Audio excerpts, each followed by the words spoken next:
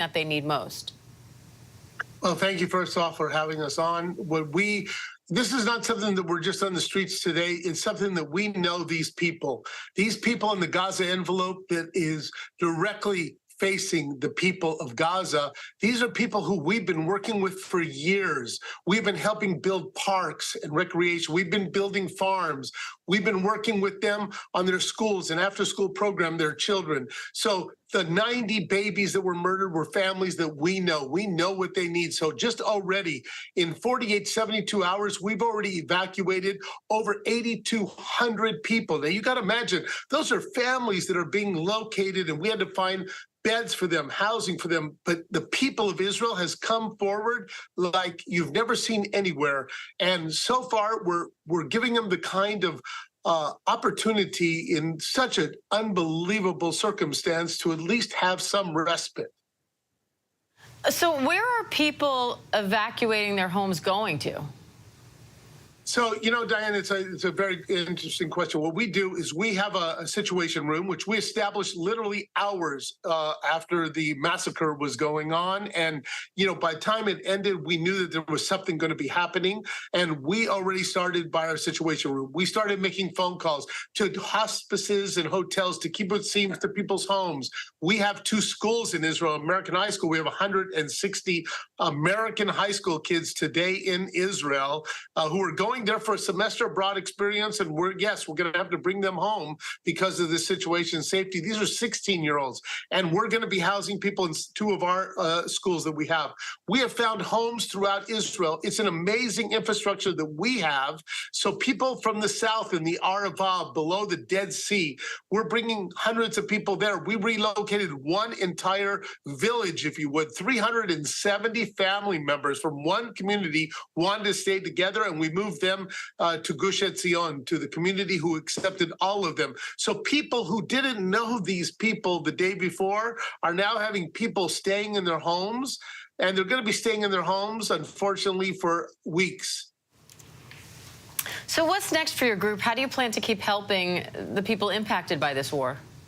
So that's why we have this $10 million campaign at the Jewish National Fund, because we are also providing, for instance, therapy sessions online. Again, these are people that have been traumatized like nothing, Diane. You just imagine, you're hearing the stories. Now, there's families who have been killed, but those families have grandparents and grandfathers who've been taken kidnapped. There is family members who lost their teenagers because they went to a concert, Diane. And we have families that have been traumatized with their children. You've heard over 90 children and the terrible story of beheading the children. I mean, that's not, and I just want to make this point. There's no other side of the story here. There is a story about brutality, hate, and terrible evil. And then there's a story about people who are simply playing soccer, people who were simply living their lives, who wanted to enjoy living and being part of society, and it's good against evil. So it's a story that has no other side of the story. It's about good, and we're providing food. Matter of fact, our 160 teenagers packed 1,900 packages to deliver to the over 1,000 people that are in hospitals today, from toilet paper to toothpaste. And you imagine when they go into these people's homes, Diane, they don't have all the basic necessities. They're not leaving their house packing up for a 2-week vacation. They're literally evacuating, as your reporter said, evacuating a ghost town. So we're trying to provide them with those necessities with therapy sessions. And then there's the day after. They are going to be returning home. And I want you to imagine it's a child who is going to look across the street, and the friend who they had across the street is no longer there. They're dead. Or the knocking on the door that we all have every single day, the knocking on the door that they heard the last one was a terrorist trying to kill them. So the people who've been living in the Gaza envelope, you got to understand, 38,000 people been living there, living their lives, like you and myself. And they always said, yes, it was hell, 5% hell and 95% heaven. And we just saw where that percentage has increased to hell. But we have to allow them and raise the money and bring them back so that they could go back to the heaven. All right, CEO of the Jewish National Fund USA, Russell Robinson. Russell, thank you. And 4 families are now calling on President Biden to intervene, saying they believe their American family members were taken hostage by Hamas. Ruby Hen says his son, Itay Hen, is a U.S. citizen serving in the IDF at the Gaza border, and he's now been missing since Saturday without any contact. Ruby joins me now for more on this. Ruby, let's just start by tell me about your son, Itay, and why you think he's been taken by Hamas. So I do want to be more specific on that and accurate. So my son is a dual U.S. Israeli citizen. And as such, we have here military service that everyone goes at the age of 18. Itai did his initial boot camp and training, and today is the age of 19. And he was at his base at the border of Gaza. And our last communication with him was Saturday morning, telling us that they are under missile attack. And we have not had any communication with him since. We received indication from the Israeli Defense Forces that he is officially defined as missing in action. What does that mean? It means that nobody has been able to physically identify, see him in the last 90 hours since Saturday. No one has seen him in a hospital. Nobody has seen him deceased. And they're looking for him. A working assumption could be, after so many days, and if not finding him here in Israel, then some assumption could be that he might not be in Israel anymore. We watched your press conference earlier with 3 other families who say their American citizen loved ones were also suspected to be taken. Some of them described actually hearing the altercations on the phone, hearing their loved ones being taken, screaming, et cetera. And now you're all calling on not only the Israeli government to do something about this, but also for President Biden and the U.S. government to help bring your family members home. What is it you're hoping to see from President Biden and the administration?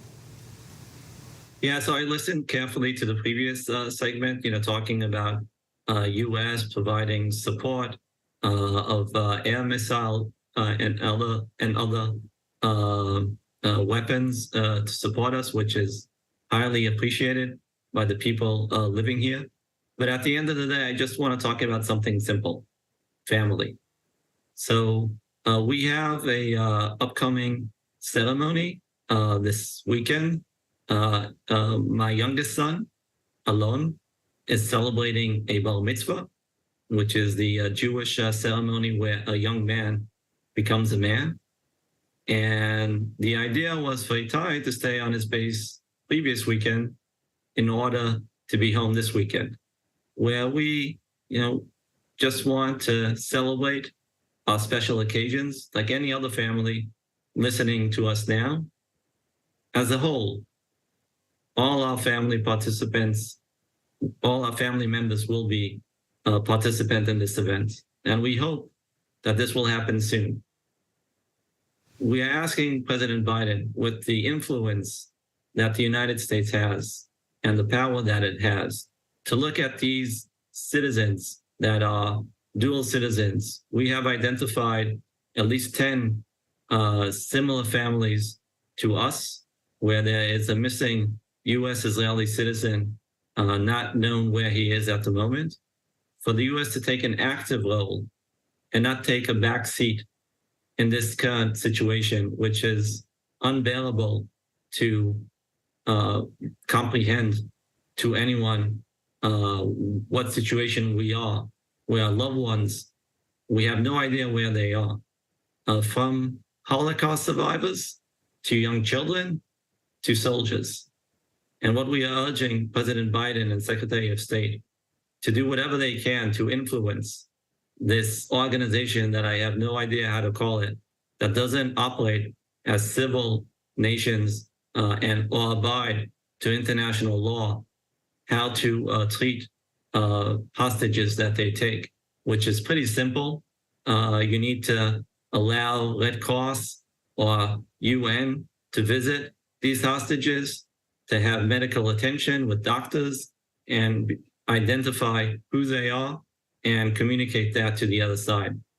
I think President Biden should be able to look at these U.S. citizens as first U.S. citizens and then Israeli citizens, and do as much as he can in order to support us in this times that we are in, to be back a family whole, celebrating those small occasions that all family has. Ruby, so hoping that Itai makes it home to celebrate that bar mitzvah with you. I can't imagine what you're going through. We appreciate you coming on and sharing your story. Good luck. We just hope, if possible, not just us leaders as a headline, but keep us in mind and just remember the small people and the small families that are here and trying to do what we can to have our family members back with us again. We sure will. Thank you. We'll be right back with more after the break.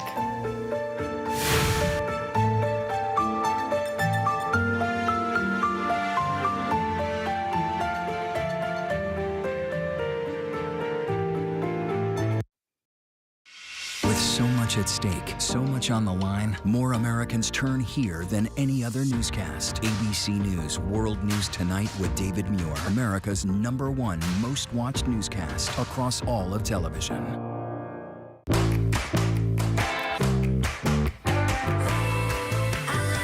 Give it to me.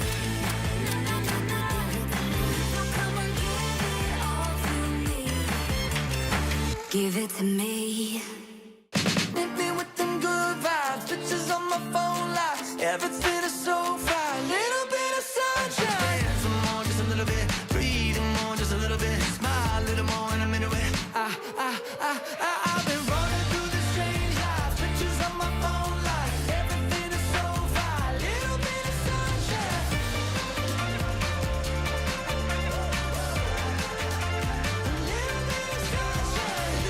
Good morning, America. From America's #1 news source comes the all-new ABC News app. Breaking news, incredible video, faster, smarter, and it can customize to you and your interests. If you love being in the know, you're gonna love this. Experience what all the buzz is about. Experience the all-new ABC News app. Download it now. We're honored ABC's 2020 winner of 3 Emmy Awards for Excellence. Thank you for making 2020 Friday night's most watched and most honored news magazine. She's the Mormon momfluencer whose upbeat videos gave tough love advice on parenting and gained a huge following. But then the 911 call. I just had a 12-year-old boy show up here at my front door asking for help. Ruby Frankie is his mom's name. And now she's charged with felony child abuse, and all eyes are on her and her business partner. I'm Jody Hildebrandt, and I'm Ruby Frankie. Ruby Frankie, a momfluencer's double life, Impact by Nightline, now streaming on Hulu.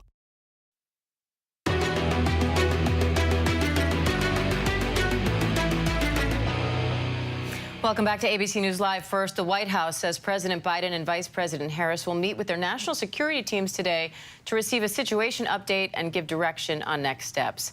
They're also set to speak with Israeli Prime Minister Netanyahu. This as President Biden is expected to address the nation about Israel's war on Hamas today. Let's bring in senior White House correspondent Selena Wang along with ABC's Jay O'Brien on Capitol Hill for more. Selena, what can you tell us about these meetings today? Well, we've learned from the White House that the president and vice president, they'll be huddling again with their national security teams and speaking with Israel's prime minister to discuss next steps. We know that the president, he has been working the phone, speaking with allies and other leaders in the region to try and prevent this from turning into a broader war. The president also later will be giving remarks here at the White House, and he'll likely reiterate America's rock-solid support for Israel, condemn these attacks, and warn others not to exploit these attacks. That warning is directed at countries hostile to Israel, including Iran. The White House says they do not have any direct evidence that Iran was behind Hamas's latest attacks. However, they do say Iran is broadly complicit for providing decades of military and financial support to Iran. Now, all of this is threatening to undermine President Biden's foreign policy goals headed into an election year. His administration had been for months working on a major agreement between Saudi Arabia and Israel to normalize relations. The White House says that deal would be a major breakthrough in leading peace and stability in the region. But now experts tell me that deal is likely dead, at least for now. Jay, what are you hearing from lawmakers about the appetite for U.S. support for Israel right now? Well, there's a strong appetite for Israel, for support for Israel. Chuck Schumer, the top Democrat in the Senate, for instance, just after that attack said that it was heart-wrenching and talked about the brutality. Speaker McCarthy called for the decimation of Hamas yesterday. And then, of course, the top Republican in the Senate, Mitch McConnell, has penned an op-ed saying that the time to act is now. Those are his words, to link additional aid for Israel in this moment to aid for Ukraine and also aid for Taiwan, which is threatened by China. That is Mitch McConnell's current call. And funding for Ukraine has never been a problem in the Senate. And of course, funding for Israel has got strong support in the Senate.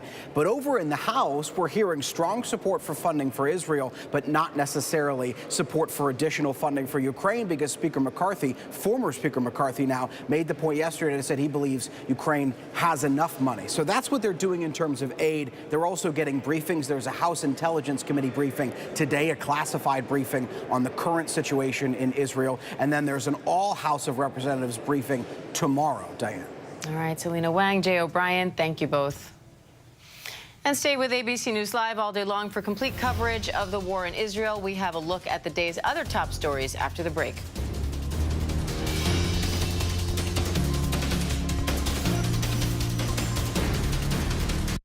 When I got sent to Idaho to cover the murders of 4 college students, it was a story that didn't make any sense. 4 students stabbed to death in their beds while 2 roommates were home. You gotta think to yourself, okay, who's the target and how many people would a man go through to get to his target? I'm Kana Whitworth with ABC News. This is the story of savage murders, a determined small-town police force, and a scholar of crime. This is the King Road Killings. The full series is out now. Listen to every episode wherever you get your podcasts. For 30 years, my brother's death was this mystery. Was he pushed? Did he kill himself? There's been some human remains found at the bottom of North Head, and the body was naked. Committing suicide naked is almost unheard of. What's going on here? You had some chilling evidence. Oh my goodness, no one knew it was coming. It's about finding justice for my brother. Sometimes you just have to stir the pot.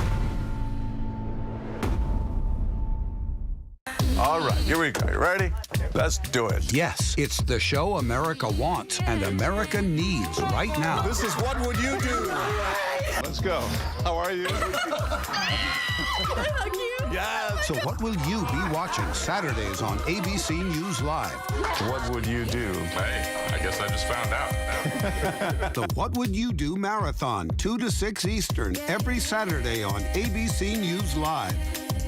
My favorite show. With so much at stake, so much on the line, more Americans turn here than any other newscast. ABC News World News Tonight with David Muir, America's #1 most watched newscast across all of television. With so much at stake in our world right now, we wanted to thank you for your trust and for making ABC News America's #1 news. And thank you for making ABC News Live America's #1 streaming news. You're watching America's #1 streaming news, ABC News Live. Breaking news, exclusives, live reporting across the globe. Keep streaming with ABC News Live. Reporting from Orange County, New York on the migrant crisis, I'm Jacqueline Lee. Wherever the story is, we'll take you there. You're streaming ABC News Live.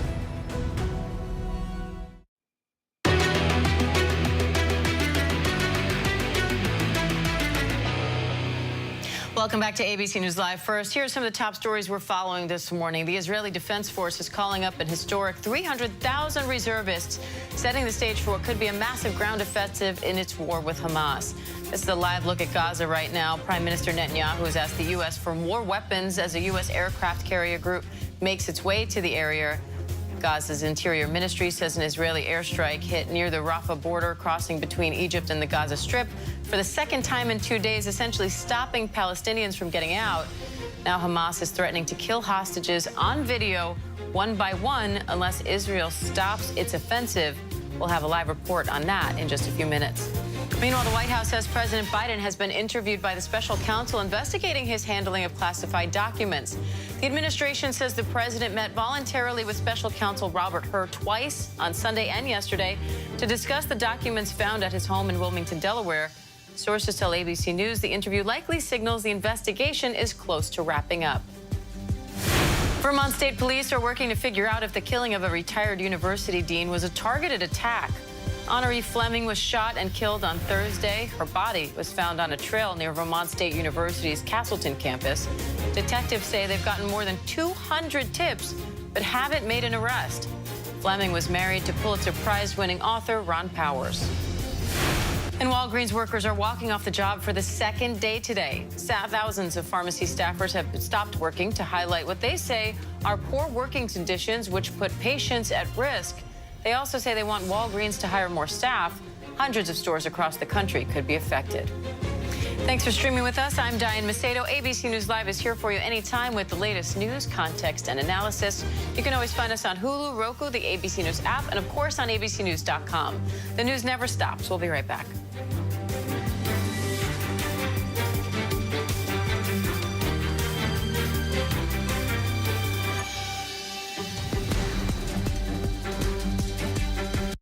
This is ABC News Live. The crush of families here in Poland. At refugee centers In Putin's Russia. On the ground in Ukraine, close to the front line. from the capital. Destructive Cat 4 storm. Here along I-5. Boston is in the bullseye. Let's go. ABC News Live, America's #1 streaming news. Anytime, anywhere. Streaming 24/7, straight to you for free. Thank you for making ABC News Live America's #1 streaming news.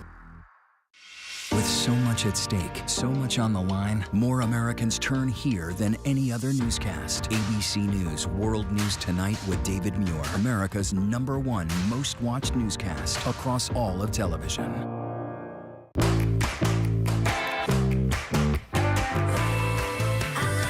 Give it to me.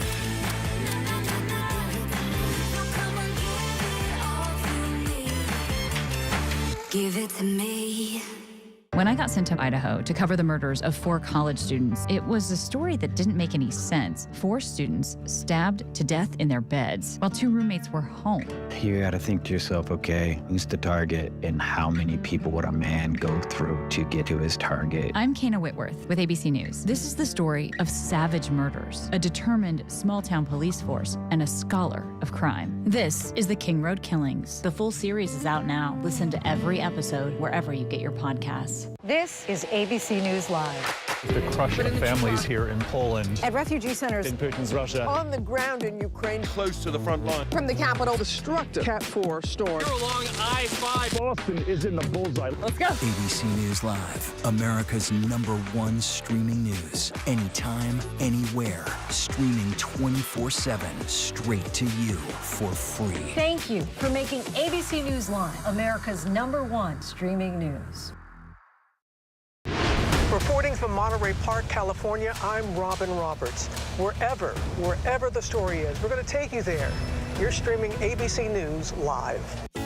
First thing in the morning. There's a lot going on. Everybody in that home is okay. To catch you up with what happened overnight.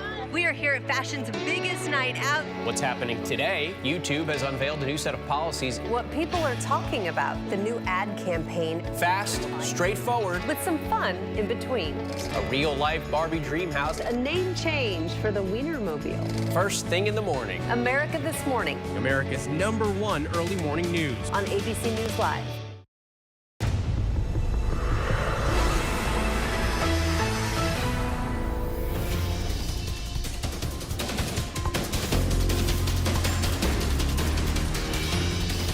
Hello, everyone. I'm Kira Phillips. And I'm Terry Moran, and our top story this hour, the war in Israel enters its 4th day. And right now, you're going to look at this live video inside Gaza where airstrikes have continued for hours. The death toll rising on both sides of the conflict. So far, more than 900 people are dead in Israel, and at least 800 people are dead in Gaza. Thousands more are injured. And Israeli Prime Minister Benjamin Netanyahu vowing vengeance as Israeli forces ramp up attacks on the terrorist group Hamas, pounding the densely populated Gaza Strip by air. Hamas threatening to kill hostages if Israel doesn't back down. And we're just moments away from President Biden's address to the nation.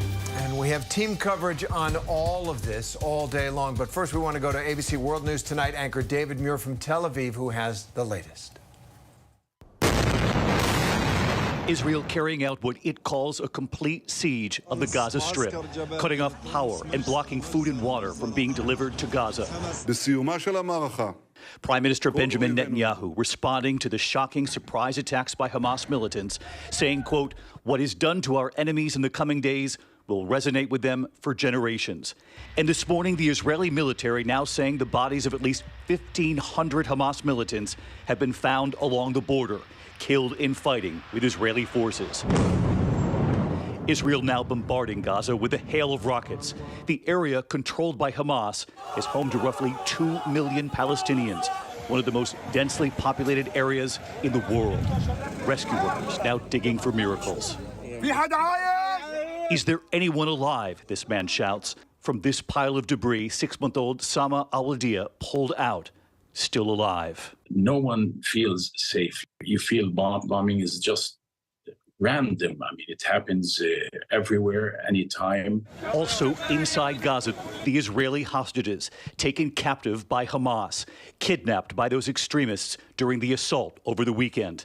And now Hamas is threatening to execute one hostage on video for the world to see for every airstrike fired without warning. And there is now fear this conflict may be spreading. Israel shelling Lebanon, killing at least 3 Hezbollah militants following a cross-border raid by extremists that killed an Israeli officer. This just days after Israel suffered the worst attack in 50 years here. That coordinated surprise assault by militants from land, sea, and air, leaving at least 900 Israelis dead, at least 11 Americans killed here too. Among the dead, 65-year-old Marcel Talia. I think she was such a good mom, such a good grandma. It's sorry for me, you know. I told my little kids that grandma is not anymore. It broke my heart. She loved them so much. Her son, Betzalel, telling ABC News overnight how he and his brother raced home to find their mother during the attacks. She'd been at the hospital with their sister, who had just given birth, but she ran back to the house to quickly grab cookies. I'm telling to myself, I will see my mom. I will tell her, "Mommy, your boys are here. We come to rescue you. Your boys are here. We come to bring you home safely. Don't worry." Instead, when the brothers got there, just outside their home, their worst nightmare. We see our mom dead, lying there dead, bullets over all her body, blood, a package of biscuits that she wanted to bring to the kids. This is the final photo ever taken of their mother, holding her new grandchild in the hospital just a day after the baby was born. And this morning, a clearer picture of how Hamas was reportedly planning the attack on Israel secretly for months. Now releasing this video showing fighters training on motorized paragliders practicing their descent into Israel. Some of the first missiles fired by Hamas were seen just after 6 a.m. Saturday, striking multiple targets, including a music festival where hundreds were killed.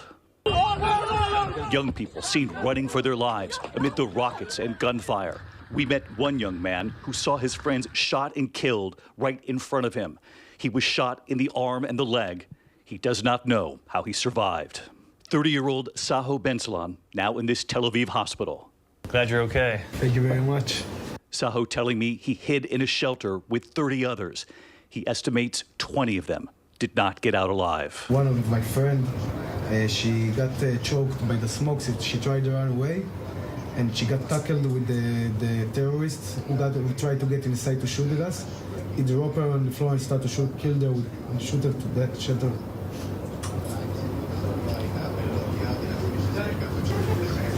Shoot her, dead. The Hamas militants kidnapping more than 100 Israeli citizens during the deadly raid.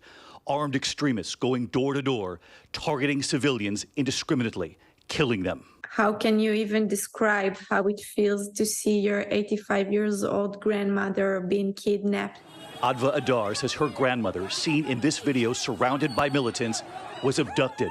She now worries how long she can survive without her medication. You see her with her pride, sitting with her heads up. I think that's the kind of person my grandmother was, the kind of person that will never let them see that she's hurt or scared. The terrorists came into my house. They bombed the door. Avital Alihem and her friend Chaim Katzman, an American citizen, both feared they would be killed by the militants. The American was killed while trying to protect her. He absorbed all the bullets and all the gunshots. And then they pulled me out of the closet. The militants then capturing Alihem along with two of her neighbor's sons, both just 4 years old, taking them to Gaza, but somehow later releasing them. Alihem miraculously returning the boys safely to their father now. The boy's mother still has not been found.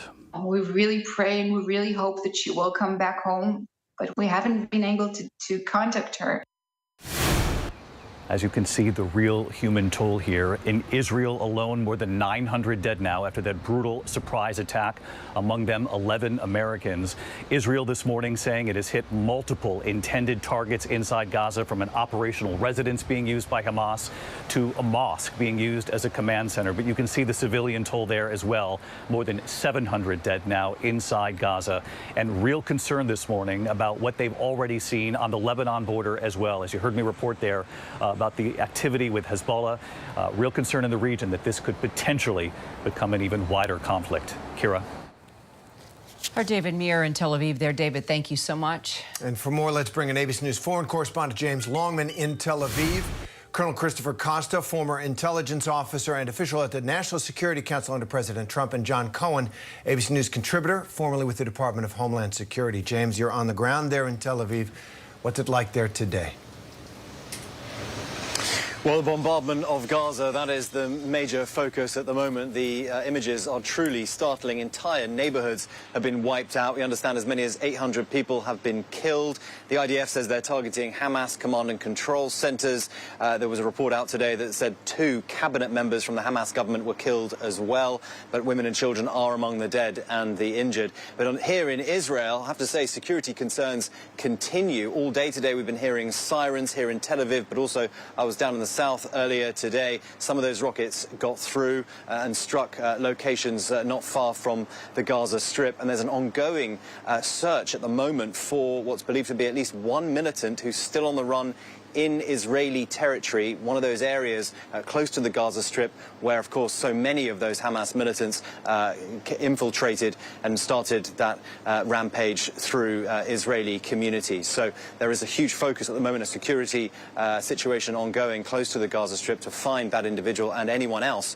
who may be there, whilst at the same time we are uncovering some of the horrors from that incursion. I was down in the south today, not far from where I was. Another town was completely liberated, and they found the bodies of women, of children, of the elderly. There are reports of very, very young children having been found killed. It is horrific what seems to have gone on in that part of Israel. And that is part of the reason why so many people in this country are answering the call to serve as reservists. So tens of thousands of Israelis are now answering to become part of the military response to this, which we anticipate will come not just, as we've seen with these airstrikes, but will come with a ground incursion, which we expect could happen in the coming hours and days. Guys. And Chris, I definitely want to take it to you. We've got to talk about the hostages. You know firsthand what's at stake when it comes to trying to bring our hostages home. As an Army intel officer, when I've interviewed you, White House advisor who chaired the hostage response group, I know, you know, what you have gone through with those dozens of hostage cases firsthand. How do you see this playing out with a terrorist group like Hamas say that they will now start executing these hostages if their demands are not met? Right. This poses a significant strategic dilemma for Israel. The bottom line is they first have to develop intelligence on where are those hostages being held. Do they have predictable, continuous, thorough intelligence on the locations? Is it feasible to conduct a rescue? At the end of the day, this poses a significant challenge because hostages could die during a rescue attempt. In the sheer scope of this, we haven't seen this for decades. So Israel is going to be challenged not just to find the location, but then to make the decision. How do they execute a operation to recover those hostages? Can it be done? Is it feasible? What are the risks? What are the second and third order effects? These are tough problems for the Israeli security and intelligence services and special operations. So let's talk about the timing here. No obvious flashpoint that inspired this Hamas attack, Chris, but it's quite notable that they did hit Israel at one of the most vulnerable times in history, where Netanyahu and his far-right government is trying to reduce the power of the judiciary. Right. I think importantly, what's happening is clearly the idea that there was a warming of relationships between Saudi Arabia and potentially Israel and some other initiatives playing out in the region, that poses a threat to Iran, and Iran is a disruptor. In fact, you don't have to look far to realize that Iran has its fingerprints all over this. We shouldn't be distracted about what's happening operationally and tactically on the ground. Iran has its fingers in the pie, so to speak, and it's very, very concerning. The timing does harken back 50 years to the Yom Kippur War. There's a lot of symbolism behind this attack. We just have to also keep our eyes collectively on what's going to happen in the Golan Heights, what's going to happen in the Northern Command on the border between Israel and Lebanon. Is Hezbollah going to get more involved than their already reported involvement in the last 24 hours? These are the questions and the dilemmas that Israeli security officials have to work through while the war cabinet for Israel decides how do they rescue these hostages? What are the right courses of action? Are there possibilities down the line for negotiations? I don't know, but that shouldn't be off the table. Every tool available to Israel should be put on the table for policymakers and ultimately decision makers to decide on. Well, if Hamas was trying to take advantage of disagreements in Israel, they've certainly united every Israeli. John, I want to go to you and your background in Homeland Security. This is the kind of shocking atrocity that really causes danger around the world. Potential copycat attacks, Jewish communities here ramping up security at home. And how do you look at that risk of either people who are inspired, by this monstrosity that took place in Israel, or following on with their own grievances against Jewish people here in the States? How do you read the concerns that Jewish Americans have about their safety at this point? Yeah, there's concerns amongst the U.S. Jewish community, amongst law enforcement officials here in the U.S. The bottom line, Terry, is that the longer this conflict lasts, the higher the likelihood that we'll see residual violence, both in the region and outside of the region, and potentially including the United States. We were already in a period of time where we were experiencing increased levels of anti-Semitic behavior, including targeted acts of violence directed at the Jewish community here and in Europe. We're seeing an information operation element to this this attack, where as the events were unfolding, we started seeing very graphic video being posted on Russian, Iranian, Hezbollah, Sunni terrorist group, and even accelerationist and white supremacist online forums. They're not only praising the attacks, but they're calling for additional acts of violence. So law enforcement is aware of this. Law enforcement is concerned that while violence may be taking place in Israel today, there could be potential residual violence here in the U.S., and that's why you can people should expect to see increased security around Jewish facilities, on university campuses, where we have had a history of violent confrontations between supporters of the Palestinians and Jewish students on campus. We need to be prepared for an increase in cyber attacks, and law enforcement and security officials will be monitoring information activities as well. We should point out we are waiting for the President of the United States to address the nation. We are going to take his remarks as soon as he begins talking. In the meantime, let's get back to you, James, there in Tel Aviv. I understand you have witnessed some incredible survival stories there on the ground. Tell us about it. Yeah, we were down in Ofakim today, some 25 kilometers in the south, but from Gaza. Just gives you a sense of just how far into Israeli territory Hamas militants were able to get. And I met Rachel and David. They were held hostage by terrorists in their house for 20 hours. This is a couple in their 60s, and by using their wits, they managed to keep themselves alive. Rachel's an extraordinary woman. She told me how she cooked for them. She cooked them chicken and rice. She gave them coffee, cookies, Diet Coke, anything, just to keep them happy. She said if I could make sure they weren't hungry, maybe they wouldn't get angry. And she kept them in that situation for 20 hours, like I said, until finally her son, who's a policeman, came to the house 3 o'clock in the morning on Sunday. They'd been in this situation since early Saturday morning. He comes into the house. He's standing in the doorway. He sees his mother on the stairs with a militant, a terrorist, holding her with a grenade next to her head. And then he doesn't know what to do. She is signaling to him that there are 5 Hamas fighters in her house.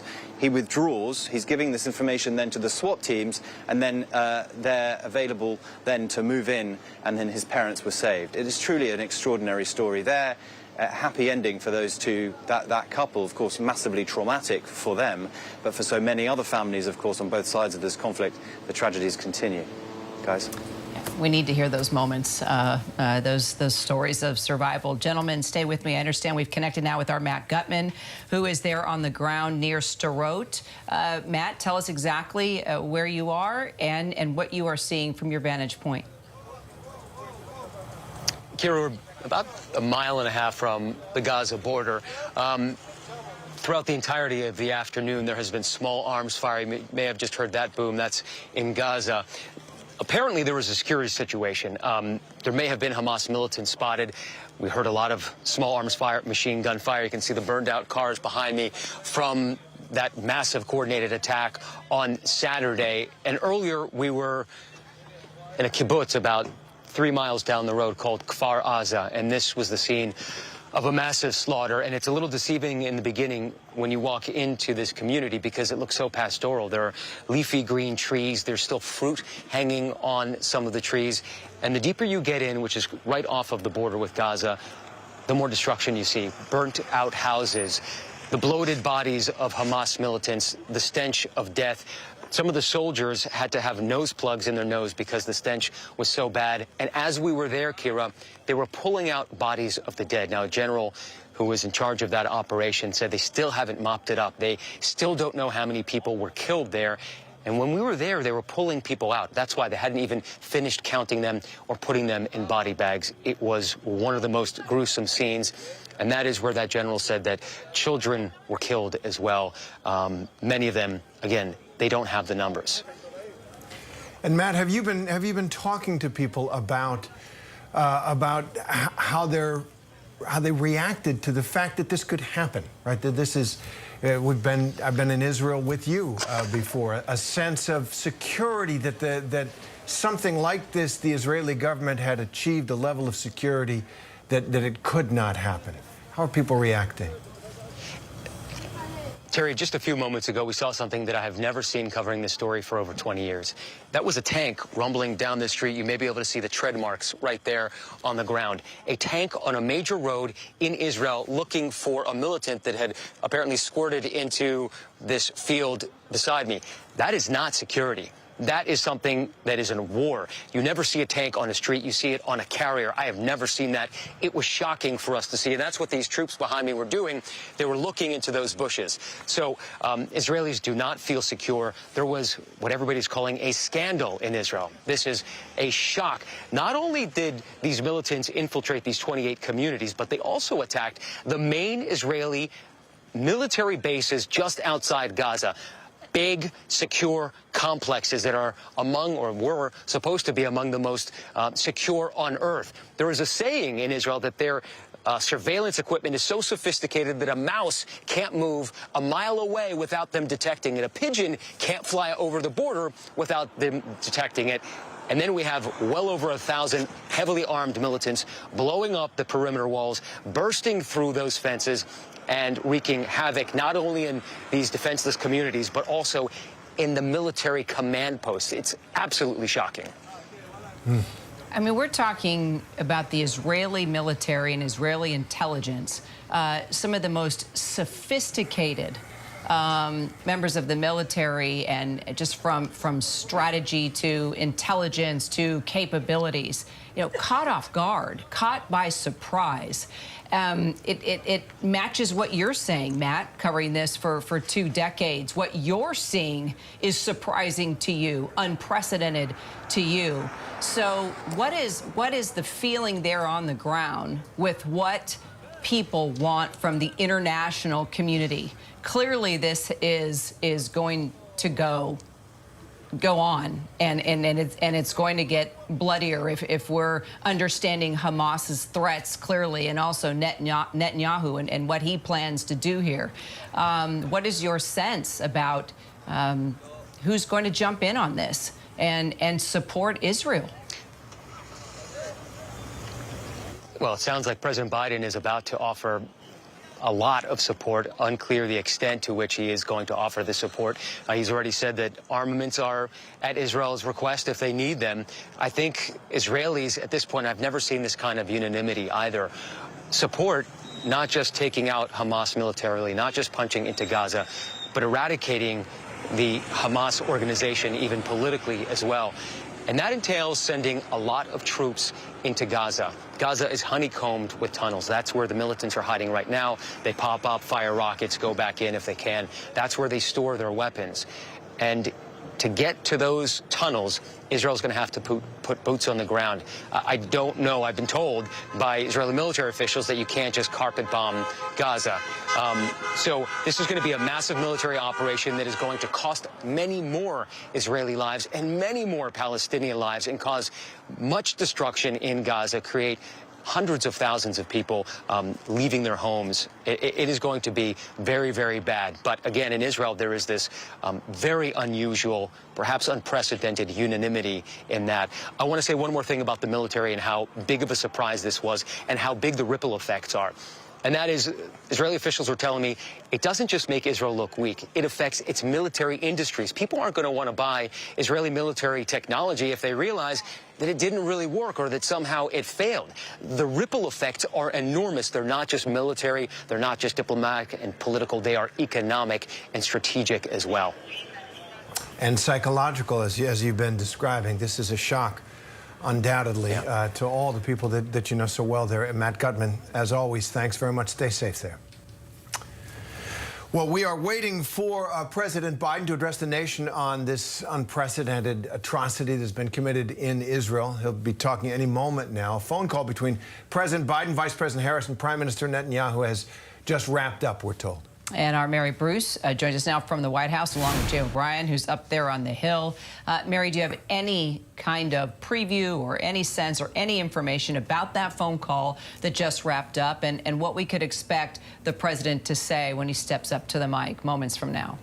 Well, we are still awaiting a more detailed readout of that phone call. This is one of several that the president has had with the Israeli prime minister over the last several days. The president this morning also huddling again with his national security team. We have seen him really working the phones as well here, reaching out to America's top allies, leaders in the region. This is all part of that really frantic diplomacy to try and contain this conflict. And you are going to hear the president at any moment now come out and again reiterate America's unwavering support for Israel. He's likely to discuss all of the aid and assistance that the U.S. is providing to Israel in this fight as it responds to this horrific terrorist attack. We will also be listening closely for what the president may say about those missing American citizens. The White House has been bracing us for the unfortunate and grim reality that that death toll could still climb, or that Americans are being held hostage by Hamas. Now, the president has stressed that, of course, American safety is his top priority. The U.S. is working closely with Israelis on this hostage crisis and the recovery effort.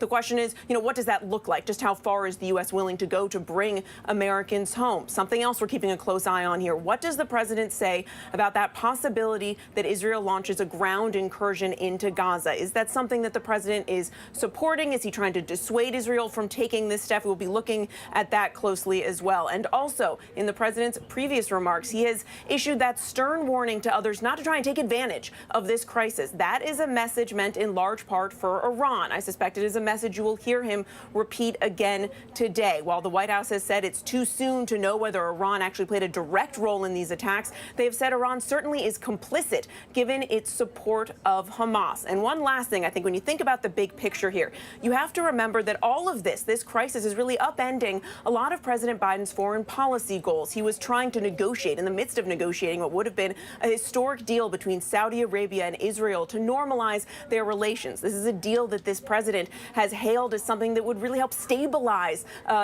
their relations, stabilize the region. That deal is something that Hamas was likely trying to derail through this attack, and it is a deal that is now, very much on the back burner, not going anywhere for now. Absolutely. Jay, let me turn to you. One of the few bipartisan sources of agreement in the United States Congress is support for Israel. There are disagreements around the edges, but basically the country supports Israel strongly, and that's reflected in the Congress. So you'd think the Congress would be moving on this, at least a resolution of support within a few hours of learning of this attack, and then perhaps substantive support. But there's no House Speaker. What's going on?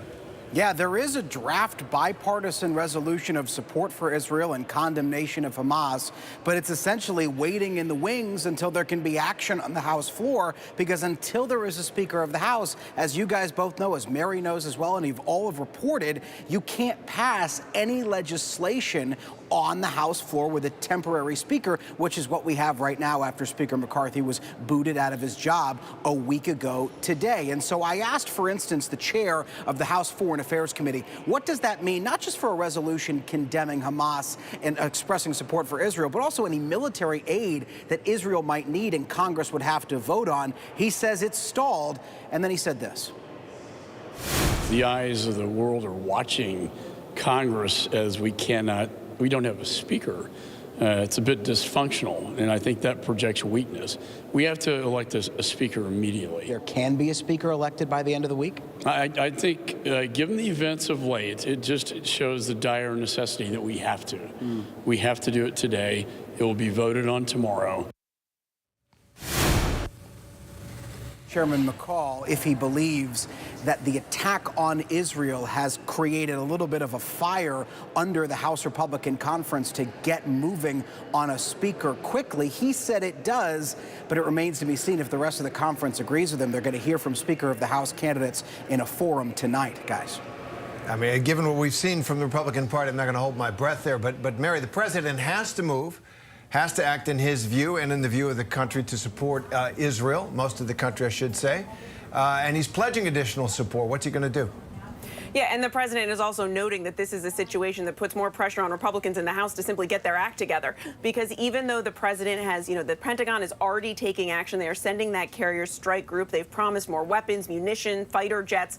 They do ultimately want to pass more financial aid, more funding for Israel. There's been some conversation about whether that is a package that gets done together with Ukraine funding, something else that this White House is pushing for. But the president is, going to come before cameras shortly and send the message that the U.S. is in lockstep with Israel on this, that they are trying to provide as much funding, as much support, as much military support as possible, that they are surging resources to the region, because this isn't just, of course, about helping Israel, but also sending a broader message that the U.S. is, again, trying to contain this conflict, trying to prevent any kind of wider war. So we are, of course, going to be listening to see what other announcements the president is making about any kind of additional aid they can offer. But once again, he argues, this is another reason for Congress to get its house in order.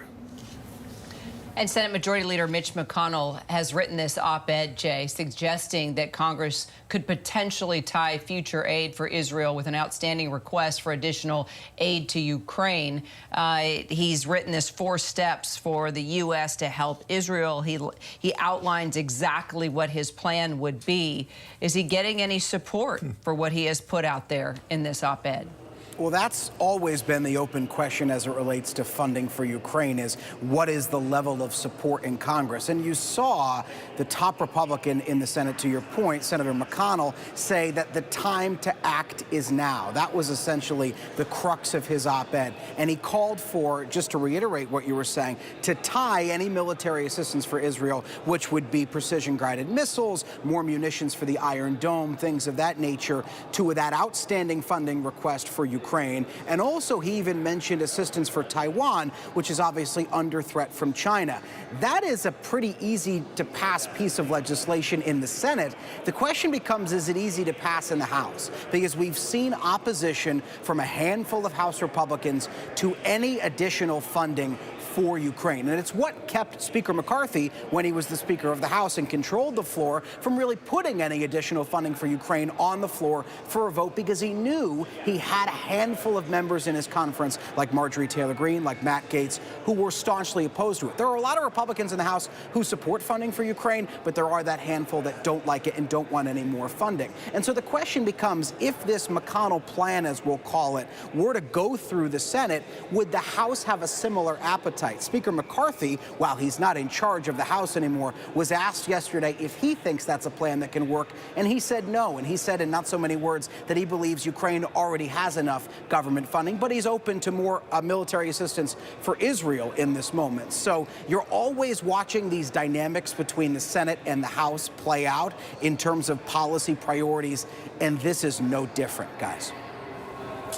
Mary and Jay, thanks. And as we wait, of course, for the president to address the country, we are getting information via the Pentagon now. And our producer, Louis Martinez, who's the producer there at the Pentagon, saying 2 U.S. officials now confirmed that the U.S. is discussing whether a second U.S. aircraft carrier should be deployed to the eastern Mediterranean because of this Israeli-Hamas crisis. The Eisenhower would join USS Gerald Ford out there.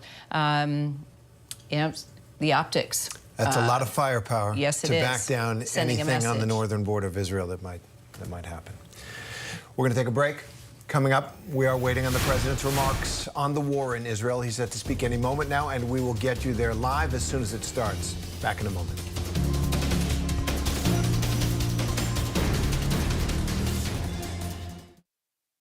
When I got sent to Idaho to cover the murders of 4 college students, it was a story that didn't make any sense. 4 students stabbed to death in their beds while 2 roommates were home. You gotta think to yourself, okay, who's the target and how many people would a man go through to get to his target? I'm Kana Whitworth with ABC News. This is the story of savage murders, a determined small-town police force, and a scholar of crime. This is the King Road Killings. The full series is out now. Listen to every episode wherever you get your podcasts. This is ABC News Live. The crush of families here in Poland. At refugee centers. In Putin's Russia. On the ground in Ukraine. Close to the front line. From the capital. Destructive Cat 4 storm. Here along I-5. Boston is in the bullseye. Let's go. ABC News Live, America's #1 streaming news. Anytime, anywhere. Streaming 24/7, straight to you for free. Thank you for making ABC News Live America's #1 streaming news.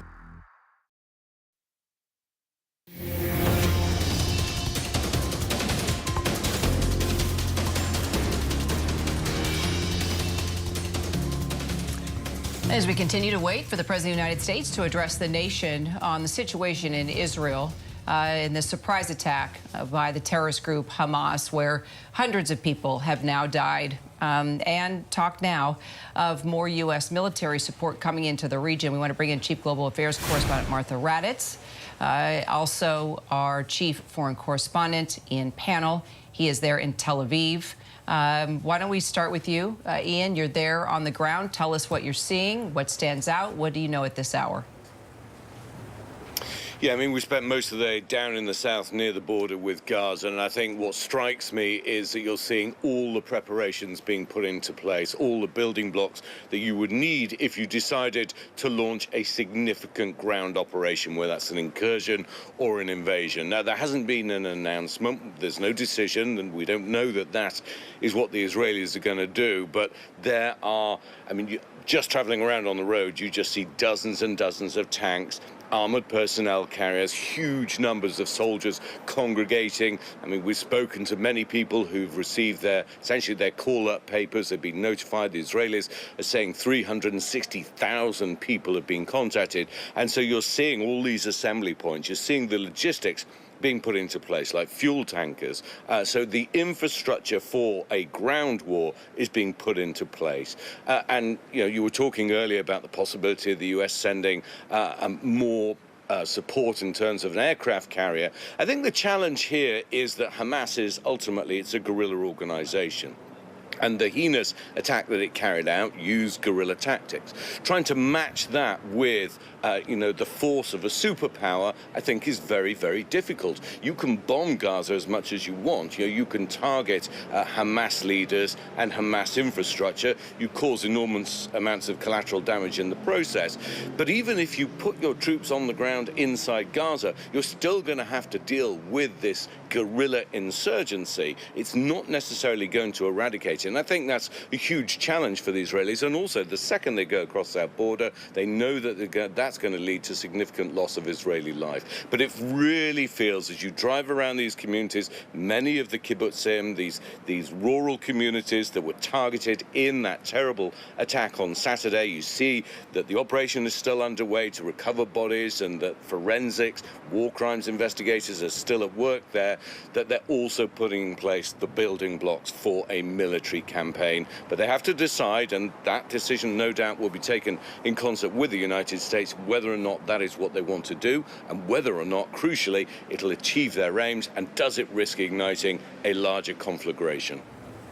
And even getting bogged down, perhaps. I mean, given the scale of the operation that they're talking about, Prime Minister Netanyahu has said that Israel intends to, quote, change the Middle East. Martha, I'm not quite sure what that means, but it certainly sounds like a major war aim. And I want to ask you about the deployment of this second aircraft carrier and what that says about the United States' position and role at this tense moment.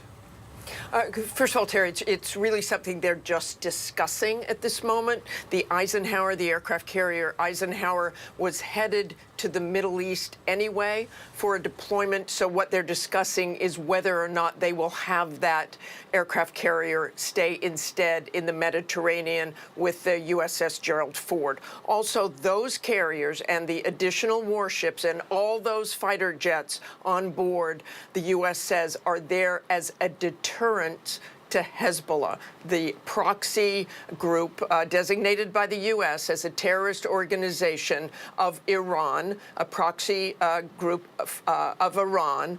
That is who they are trying to dissuade from taking action and opening this war up on two fronts. A U.S. defense official saying that the U.S. is deeply concerned that Hezbollah could make the wrong decision and start a second front in this conflict. So those ships are there. That aircraft carrier is there as only a deterrent. They hope it works. It seems like a standard deterrent to send an aircraft carrier into these areas. And certainly Hezbollah and Iran know the power of those ships, Hamas as well. And Ian rightly points out that this is a very different kind of conflict, not superpower against guerrilla fighters. And that's what they would face in Gaza. It could be door-to-door, incredibly brutal fighting. We have said again and again how tightly packed those buildings are in Gaza. I've certainly been there and seen that myself.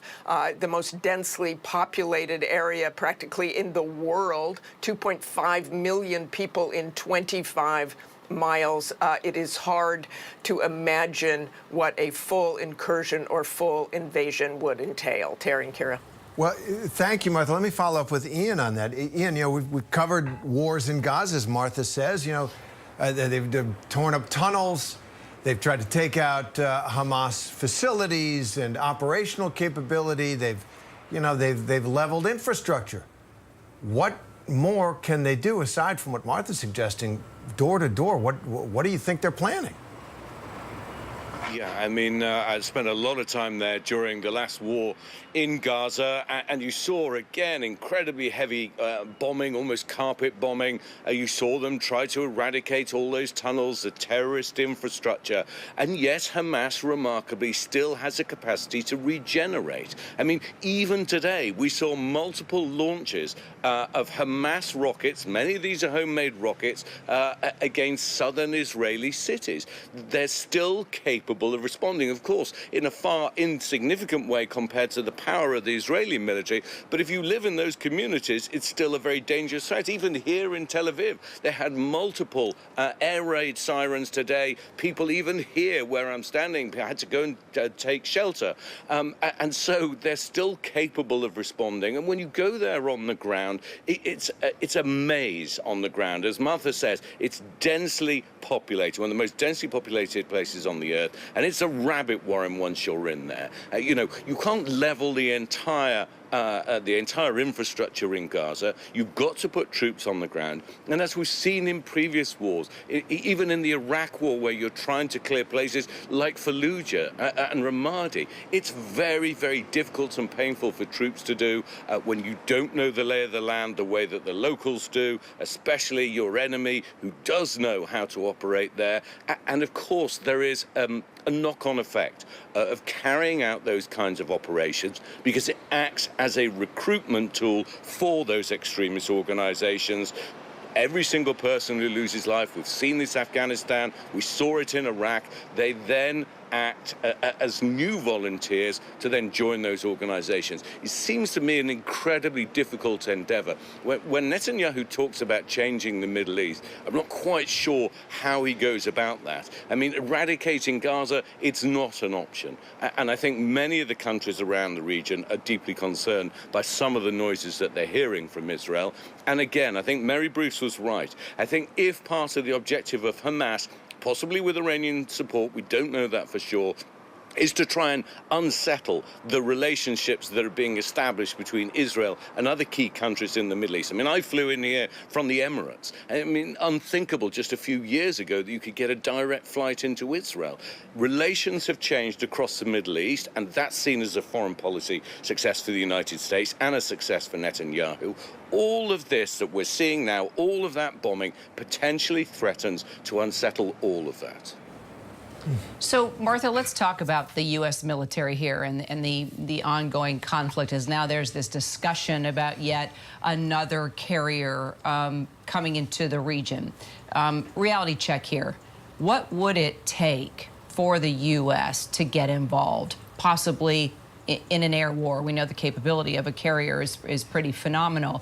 Would it be Hezbollah becoming more active and starting to fire rockets? Would it be the beheading of hostages on videotapes circling around social media? What is your sense of, you know, when, if, it's a big if, we could see the U.S. military in some way, shape, or form get involved in this conflict? Well, as you know, the Pentagon always has plans, always has war plans. But right now, the concentration is on the present danger in Israel. They are doing what they can in terms of deterrence, so this does not widen. They do not want it to widen.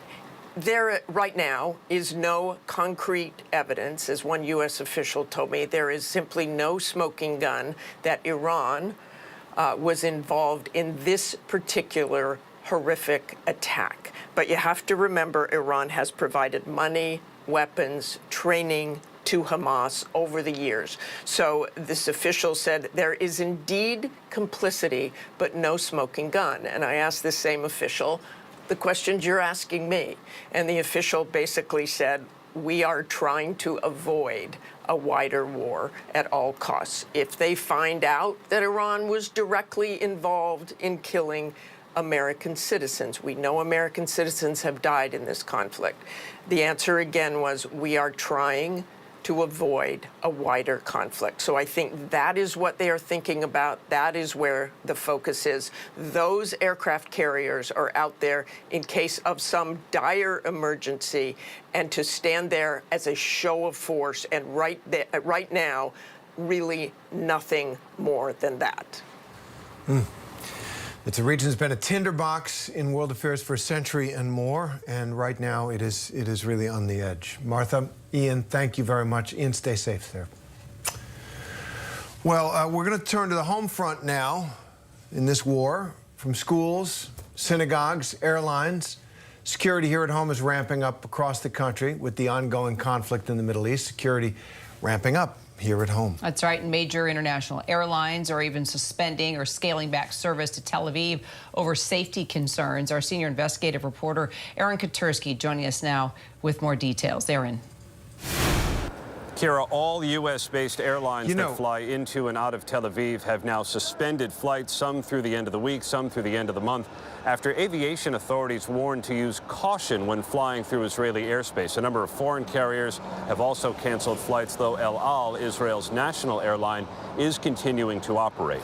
On the security front, law enforcement officials are paying close attention to social media now to identify those who sympathize with the Hamas attack on Israel and who would take inspiration from it. Police are looking for threats, incitement of violence, or signs of planning for violence in the United States. Terror groups and white supremacist groups have already started using the events in Israel as a call to action against the U.S. in general and the Jewish community in particular. And there's a broader concern here, too, Kira. The U.S. relies on Israeli intelligence to help combat threats from Hezbollah, from Iran, and others. So any breakdown in Israeli intelligence, which is what appears to have happened ahead of the attack from Hamas, could harm efforts to secure the United States. Kira? Aaron, appreciate it. Thank you so much. Well, for more on the potential threat to Jewish communities here in the United States, let's bring in Rabbi Yoni Fine, head of the school at Browser Maimonides Academy, and Evan Bernstein from the Community Security Service. Gentlemen, welcome to you both on this tough day. And Rabbi Fine, I'd like to ask you, what are your concerns for your community in the aftermath of the attacks on Israel and for the wider Jewish community across the country? I mean, these are attacks carried out with the greatest level of evil and horror. We have seen attacks in this country perpetrated by essentially right-wingers, racists, and anti-Semites. Are you concerned that this might touch something off here? What are your feelings now? Thank you, Terry. Yes, for sure. I know, we've always been very concerned for a while now as Jewish organizations, certainly Jewish day schools, with the rise of anti-Semitism here in America and abroad. Certainly, we've heightened a lot of our security measures over the years, and now we're on higher alert out of fear of that. I also know that this terrorist attack, this heinous attacks in Israel, has impacted us here locally. We did a lot of assemblies today. This was our first day back in school with our children, who range from 2 years old, to 14 years old, from the holiday break, and we asked the question of how many of you have family in Israel, and almost 90% of the room raised their hands that they have family in Israel. We have 20 families that were there during the holiday that were sheltered in bomb shelters, and we even have families that have cousins who are hostages. And so certainly there's a lot of mourning, a lot of healing and therapy that we're doing here. There's also securities, I would say, on the cyber level as well. Social media is extremely impactful, and there's a lot of disturbing graphic images. I think the coverage that we were just hearing about the threats that Hamas is making to add to the terror of showing digital images and videos of these hostages, terrorism, the injured that we're hearing about, these numbers, they're much larger than that, because the sociological, social emotional, psychological impact that happens with terrorism is far-reaching. And so we're trying to guide our children to stay off social media and helping parents with their concerns for the safety of their children. You never want your child at bedtime saying, is it possible that I get kidnapped in my bed at 3 a.m? That's something my 5th grade daughter asked me last night when she was past her bedtime. So we're definitely taking it very seriously and are on high alert here. And Rabbi, tell us what you're doing in particular to up the security at your school. And are you concerned about supporters of Hamas retaliating, or is this more just the racists that exists, the anti-Jewish sentiment among these extremist groups that we've always been concerned about here? The FBI talks about it as the #1 threat. So is it both? Is it just one? And how exactly are you providing more security? Yes, Kira. So it's all the above. I would say, we focus more on what we can control. We focus on our processes. I won't go into specific detail, but our school in particular, we have an incredible security detail. We also have great partnerships with the local, the state, and the federal enforcement and agencies. We get great intel and help. We've been very fortunate that now, especially since these attacks, we've gone on a high alert. So we do have additional detail and help from local enforcement to help us out to stay safe. And certainly in our synagogues as well, there's a really thorough and robust operations that we have for security. I think we don't necessarily focus too much on the specifics of where, because unfortunately, since I've been born, there's been a real threat to the Jewish community everywhere all over the world, and racism that we deal with all the time. And so this definitely heightens it. So I would say we're concerned with all of the above, and certainly what could happen, with the rise of misinformation and propaganda, and what we're seeing with all these protests. We need to be remaining vigilant and on high alert. And Evan, your organization, the Community Security Service, you're providing volunteer security in Jewish communities, so you have experience here. How do you read this moment, the nature of the threat, and what Jewish communities, schools, synagogues, places of where people gather, how can they prepare? How bad is it? I think it's as bad as I've seen. I think we've seen the normalization of anti-Semitism over the last 10 years, and there's always a ramp up of anti-Semitic activity when there's conflict between Israel and terrorist groups like Hamas or and Fatah. But I think what we're seeing now is something very different, as was just reported. And we're seeing now it's a real war, and it's going to be a lengthy process. And I think as we're going to see more and more of this, there's going to be more and more threats to diaspora Jewish communities around the globe, and especially here in the United States. And we had meetings with our over 3,000 active volunteers around the country that do security at their synagogue just yesterday, putting people on high alert so they understand the threat level that is here. Thank God we haven't seen anything significant since the war started on Saturday, but we're readying ourselves. We have events taking place across the country where our volunteers are helping with local law enforcement and private security to secure those institutions and events that are taking place. And we are a force amplifier for that law enforcement on the ground, on Shabbat, on the Sabbath, and working with private security. And we really want to empower our Jewish community at this time, because I think a lot of people are feeling kind of lost and not sure what to do with their feelings. They feel like they've never felt before with this kind of threat that's taken place in Israel, family members and friends being affected. And I think now is a moment where we need to really come together as a people and really be proud of our Judaism.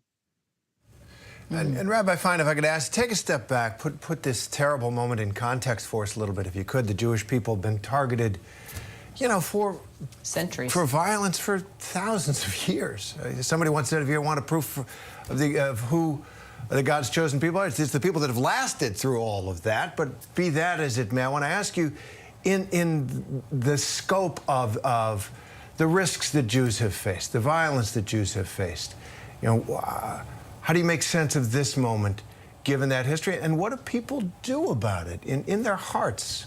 Take a step forward into the days knowing that this is happening to Jews around the world, and that you are at least preparing for the possibility that it could be visited at home as well.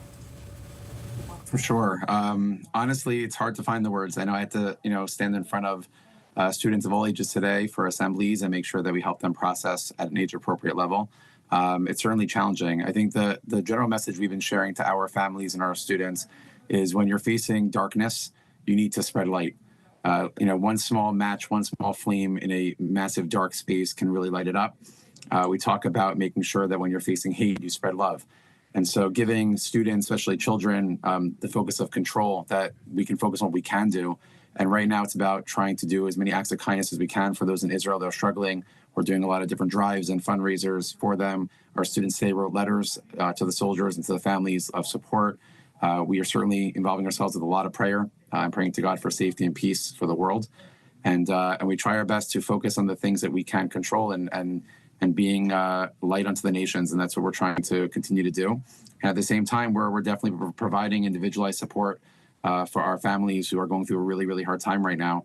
And in terms of the focus of what's to come, again, we focus on our security processes. And, thank God we are blessed with grateful partnerships with law enforcement agencies and doing our best to prepare. But we want our families to have normalcy and be able to go to school and have fun with their friends and have their birthday parties and not have to be fearful of being attacked because of their religious choices. And so we're hopeful that will help create a little more positivity and get them involved in good things and positive things.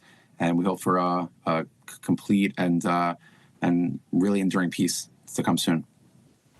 And Evan, you've been on the ground talking about security, doing recon, putting together plans, strategies. Just give us more detail on what you've been doing since Saturday and the surprise attack that we saw overseas. What was very hard on Saturday is one of our COO and other law enforcement was a security mission that was taking place, and people got there on Friday, and then by Saturday the war took place, and we actually had staff that were caught in that, along with the other security leaders that were there in the mission. So the first priority was ensuring that they were going to be able to get out and be safe, and thank God they were able to do that, and they're now home. Also, then everything turned right to on the spot, making sure that our teams across the country were aware of what was going on. So many of the synagogues we work with are Orthodox, but they have the ability to use radios and phones on Shabbat, and we're able to communicate with what's going on in the heightened alert. And I think that's something that's so important, was we were able to activate and make sure. And so many people, even at the synagogue where I was doing security over Saturday and Sunday, it was a holiday. People forget that Saturday was a Jewish holiday, Shemini Atzeret, Simchas Torah, and it was also Shabbat. And people came out in droves. We have multiple radios in our synagogue, and every radio was taken. Everybody kitted up. Everybody wanted to participate, and we're seeing more and more of that. Since then, we want to get more people engaged. We want to get more synagogues involved in their own volunteer security. And I think this is a moment where people are, again, looking for something to do to push back on this hate. Even though they can't join the IDF and they can't be in Israel, they could do something here domestically.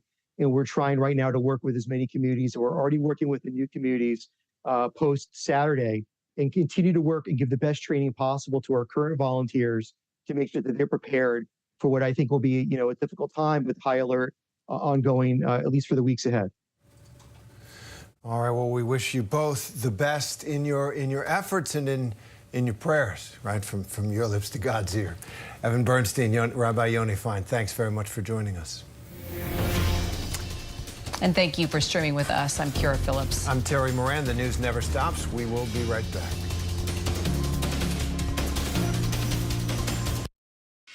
With so much at stake, so much on the line, more Americans turn here than any other newscast. ABC News World News Tonight with David Muir, America's #1 most watched newscast across all of television.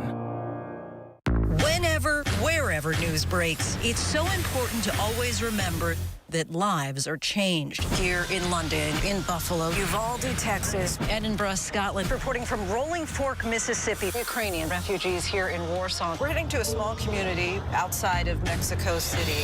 Getting you behind the stories as they happen. ABC News Live Prime. We'll take you there. Stream ABC News Live weeknights wherever you stream your news. Only on ABC News Live. This is ABC News Live. The crush of families here in Poland. At refugee centers In Putin's Russia. On the ground in Ukraine. Close to the front line. From the capital, destructive Cat 4 storm. Here along I-5. Boston is in the bullseye. Let's go. ABC News Live, America's #1 streaming news. Anytime, anywhere. Streaming 24/7, straight to you for free. Thank you for making ABC News Live America's #1 streaming news. First thing in the morning. There's a lot going on. Everybody in that home is okay. To catch you up with what happened overnight. We are here at fashion's biggest night out. What's happening today? YouTube has unveiled a new set of policies. What people are talking about, the new ad campaign. Fast, straightforward, With some fun in between. a real-life Barbie dream house. A name change for the Wienermobile. First thing in the morning. America This Morning America's #1 early morning news. on ABC News Live. From America's #1 news comes the all-new ABC News app. Breaking news, incredible video, faster, smarter, and customizable to your interests. If you love being in the know, you're gonna love this. Experience the all-new ABC News app. Download it now. All right, here we go. You ready? Let's do it. Yes, it's the show America wants and America needs right now. This is What Would You Do? Let's go. How are you? Yeah. So what will you be watching Saturdays on ABC News Live? What would you do? Hey, I guess I just found out. The What Would You Do Marathon, 2 to 6 Eastern, every Saturday on ABC News Live. My favorite show. This is ABC News Live Prime. Hey there, I'm Lindsay Davis. Thanks so much for streaming with us. Live reporting, breaking news, exclusives, award-winning, powerful, eye-opening. How lucky are we? ABC News Live Prime with Lindsay Davis. All new, streaming weeknights. We're honored ABC's 2020 winner of 3 Emmy Awards for Excellence. Thank you for making 2020 Friday night's most watched and most honored news magazine. It's lunchtime in America, so what are we serving up? Well, how about everything you need to know? You know, that sounds pretty good.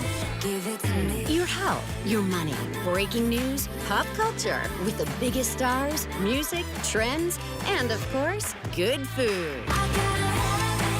GMA 3, what you need to know. A third hour of GMA in the afternoon. So join us, afternoons. For everything you need to know. I love that.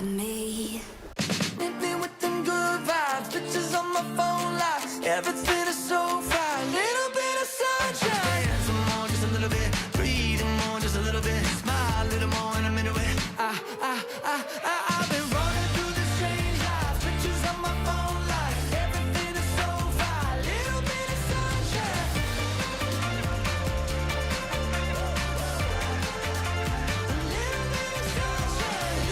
Good morning, America.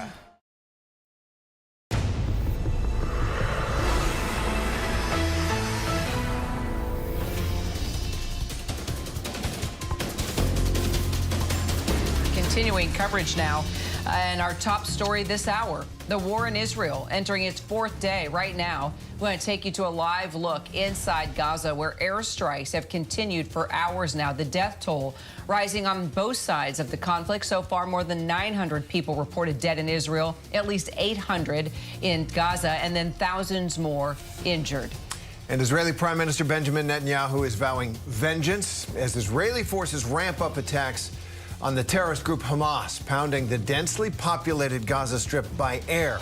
Hamas is threatening to kill hostages and broadcast it if Israel doesn't back down. And we're now just a few moments away from President Biden's address to the nation. We have team coverage all day long, but first I want to bring in our foreign correspondent, James Longman, along with our Inez de la Cuetera, both joining us now from Tel Aviv. Also, our chief White House correspondent, Mary Bruce. James, let's start with you.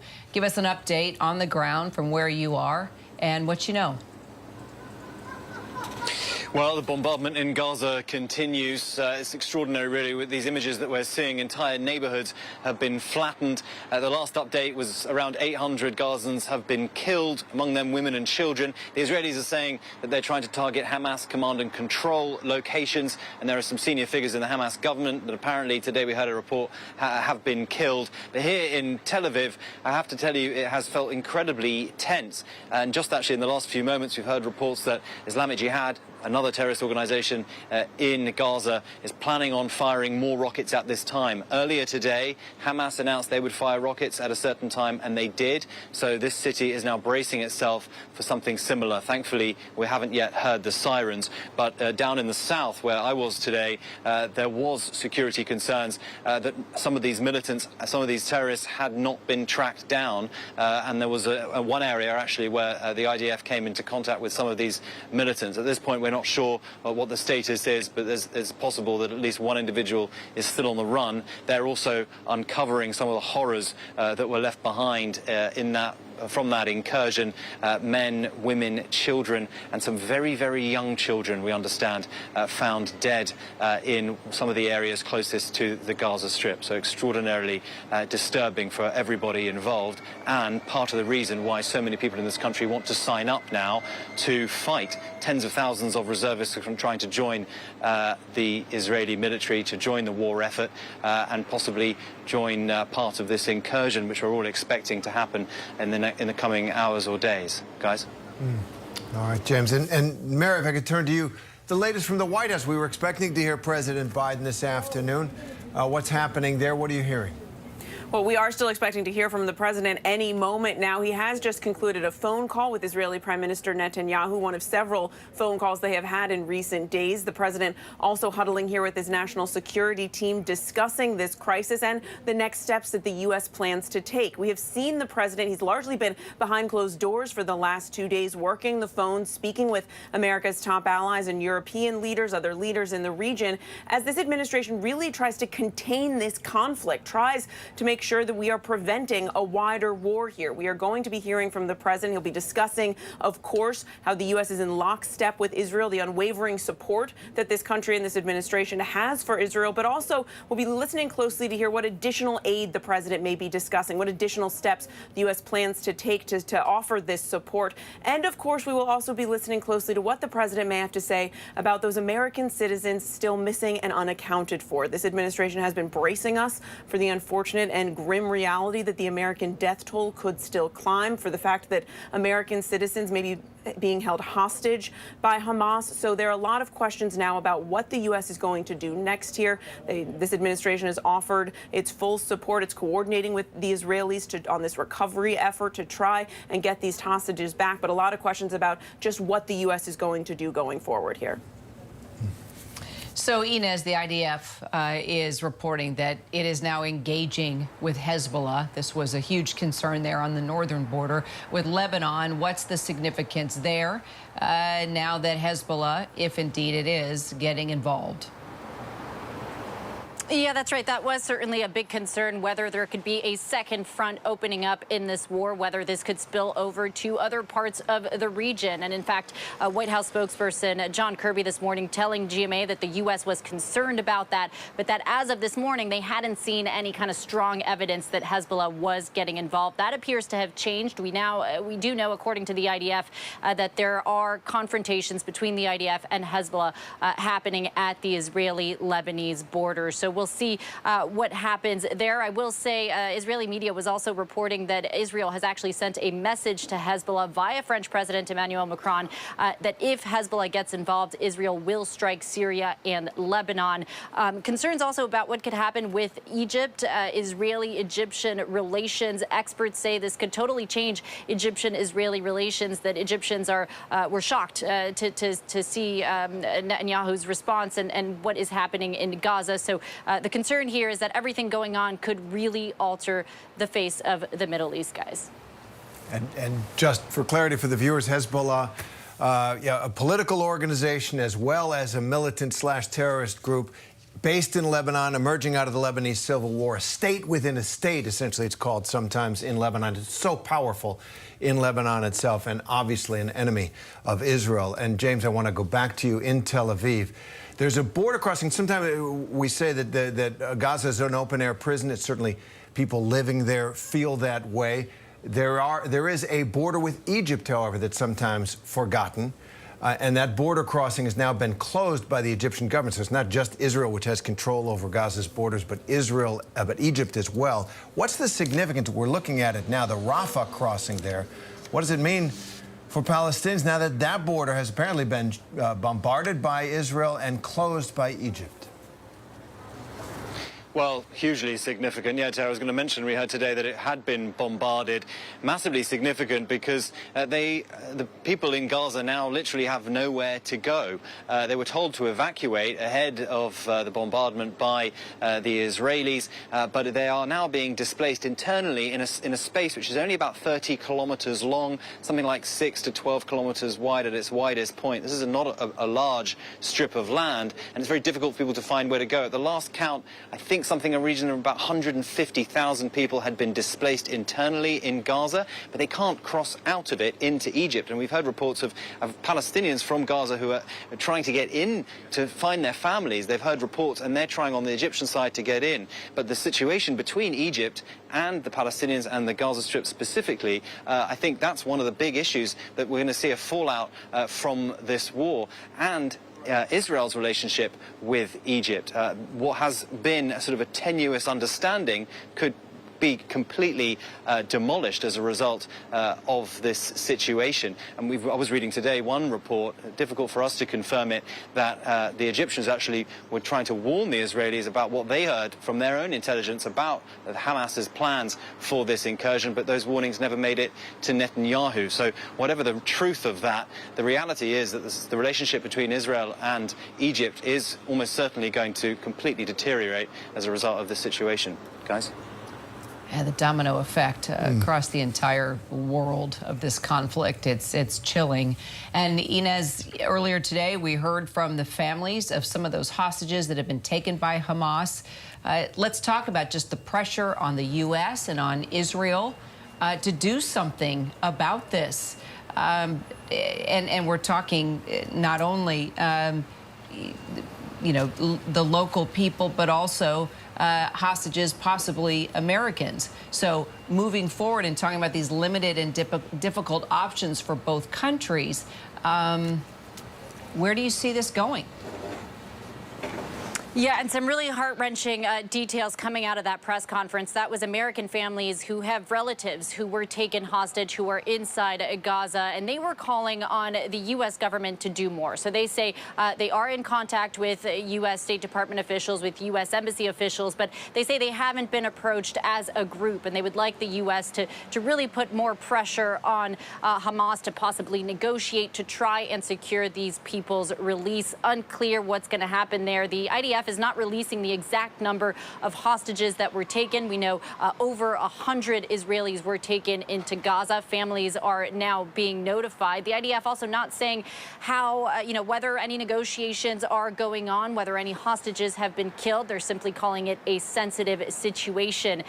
So we'll have to see what happens there, whether those negotiations actually do happen. One more note on the hostage front. So some really, you know, horrific news that came out yesterday with Hamas threatening to execute Israeli hostages one by one should the strikes on Gaza continue without warning. Hamas did appear to walk that back today, the political wing of Hamas appearing to walk that back. So that's either evidence of a break there between the military wing and the political wing of Hamas, or it's evidence that the group is walking back from this threat of executing and broadcasting the execution of those hostages, guys. A terrible new wrinkle in this long conflict. Inez de la Cotera, James Longman, thank you very much. James, stay safe. Mary Bruce as well. She's now in the White House. We continue to await President Biden's statement, should be coming at any minute. Meanwhile, Israel is calling up 300,000 reservists. That's a historic call-up. There is the scene in the White House there, but here on the ground in Israel, clearly, the IDF, the Israeli Defense Forces, setting the stage for it could be a massive ground offensive, perhaps, although doubtful, a reoccupation of Gaza itself. This is more than 100 Israeli hostages are being held by Hamas. So former senior CIA operative and also one of our contributors, Darrell Blocker, joins us now, along with former special assistant to the president, senior director for counterterrorism and National Security Council, former Colonel Chris Costa. So Chris, let's start with you. Hostage negotiations, situations, cases, that's your thing. Hamas is threatening to kill the hostages, as we just heard, Inez, we've been reporting, if these attacks on behalf of Israel continue. So are there options on the table right now for actually getting these hostages out alive? Yeah, thanks for the question, Kira. Excellent reporting. The bottom line is there are always options, and the United States is going to work very closely with the Israelis as it relates to U.S. citizens that are being held, along with the Israelis that are being held. They're going to work in partnership. They're going to look for the possibility of negotiations. They're going to continue to watch the intelligence to try to identify locations where hostages are being held. They're going to work with the Israelis on potential military rescue operations. That's not to say the United States is going to execute them, but they will closely coordinate with Israel, particularly since a carrier battle group is moving into the region. So these options are all going to be on the table, and it's going to be constant, not to mention the fact that the United States has learned that we have to engage with the families of hostages. So that is an important prerogative. Roger Carstens, Ambassador Carstens, responsible for hostages, is going to be working with families. So isn't the FBI, the Hostage Fusion Cell. We have a compelling interest and a responsibility to work with families. The United States government does. And frankly, Ambassador Carstens says he wants to be held accountable. The U.S. government should be held accountable. And I believe Israel has a similar ethos with regard to their hostages. They want to bring them home. They want successful resolution. Well, Daryl, let's talk about that. Yeah, a ground war, I guess, is one of the possibilities. Netanyahu is saying that things will never be the same in the Middle East because Israel will not allow this to happen again. And that means, in his view, the destruction of Hamas as a functioning organization. And that could mean, I guess, going in door to door, going into Gaza in some form or fashion to get that done. What does that do when they're holding 100 hostages at least? On the hostage front, Hamas undoubtedly has sent as many of those people to as many different places as they can. So there's not going to be one single operation. And if they can't do it collectively all at the same time, it risks those folks that they can't get to by doing multiple raids over multiple days. So I would imagine that Hamas wants to get like the generals and the higher security and intelligence officials out of the Gaza Strip, possibly into Syria or Iran. But right now, hostage negotiations are probably the preferred path to rescues.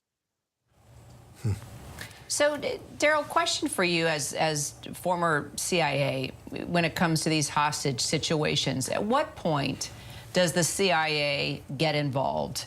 Does there necessarily need to be American hostages in a situation like this? Not necessarily. So I would imagine that our partners in Egypt, our partners in Lebanon, our partners in Jordan, and of course our partners within the Palestinian Authority and within the Israeli security services are already talking, or already negotiating, or already dealing with the possibility of this type of scenario. And so, yes, the U.S. government, not just the CIA, the FBI, as Chris mentioned, of course, our Tier 1 operators, our Delta, our SEALs, all of those people are looking at this problem right now and waiting for the opportunity to chip in as required. You know, Chris, I know that it's happened before, I suppose. I mean, I'm thinking of the USS Pueblo, where there are a lot of sailors taken hostage, essentially, by the North Korean government. That was a relatively stable government. They weren't going to, kill them on camera. Has there ever been a hostage situation this challenging? You've pointed out, how extensive this is and the burdens that's going to put on decision makers. Are there any precedents that you could refer to? Yeah, I was asked that earlier. I mean, there are some precedents, not as significant as the scope of the current crisis that we're watching play out. So this really stands above others. And yet we've had hundreds, if not almost 100 schoolgirls taken hostage by Boko Haram in West Africa. I can't even keep track of the amount of schoolgirls that have been held hostage in West Africa, for example. But in terms of scope and complexity, this really is significant and really does stand head and shoulders above some of the other cases. Of course, we had our hostage crisis in 1979 as a result of Iran's revolution. Again, very different, consolidated in one location in the United States, tried to execute a hostage recovery, a rescue operation. This is extremely complex given the environment where the hostages are being held. And let's not forget, they're being held by a terrorist organization.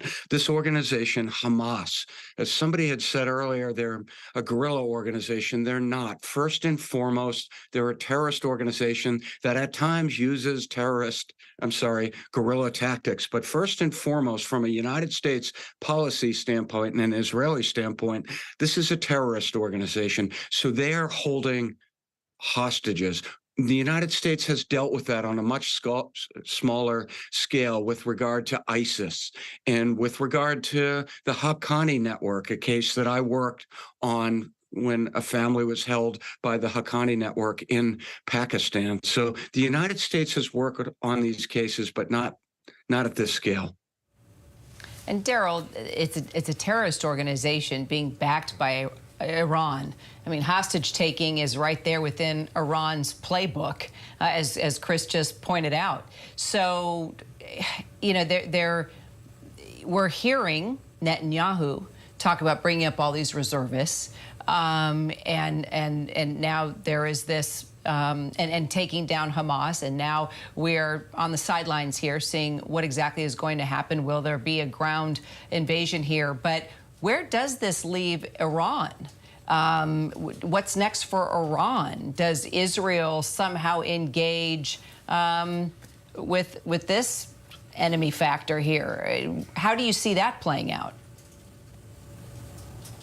You can't really extricate Hamas, the Palestinian Islamic Jihad, Hezbollah, and its equivalent in the Iraq theater from Iran. They are fully funded, trained, and equipped by Iran. I have zero doubt, and I know the U.S. government and the Israeli government can't be as definitive as, you know, as me as a civilian. This has Iran's hands all over it for past actions that Israel may have done against some of their scientists.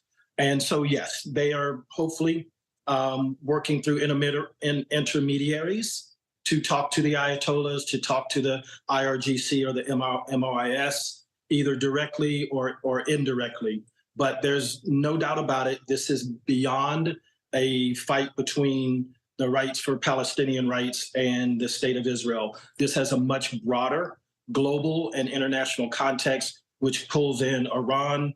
There are reports that the Wagner Group was involved, which of course brings in Russia. So this is a very, very unprecedented. 18 years ago, Israel pulled out of that particular area. And I'm pretty sure that Ariel Sharon and those folks that made that decision at that time are lamenting that and recognizing that maybe they should never have left. I was there when the Israeli army went in and actually had to forcibly remove Israeli families, Jewish settlers, out of Gaza. Yeah. And as they left, I remember going to a synagogue where they were saying the prayer to evacuate a synagogue because they knew it would be destroyed. And the first thing that the Palestinians did was burn the synagogues so that they wouldn't come back. And Chris, if I could just go to you on how the American government looks at the potential for escalation that Daryl was just talking about and sort of factors that into how do we get our people back? Yeah, first of all, Daryl did a great laydown of some of the complexities associated with Iran. So I would say arguably the United States, and we're going to hear from the president, by moving in a carrier, special report, another aircraft now reporting. We're going to go straight to the president now, who's about to address the nation. Good afternoon. We're coming on the air from Tel Aviv at this hour because President Biden is about to address the nation back home concerning the latest developments in Israel's war against Hamas. The president already promising, quote, rock solid and unwavering support for Israel.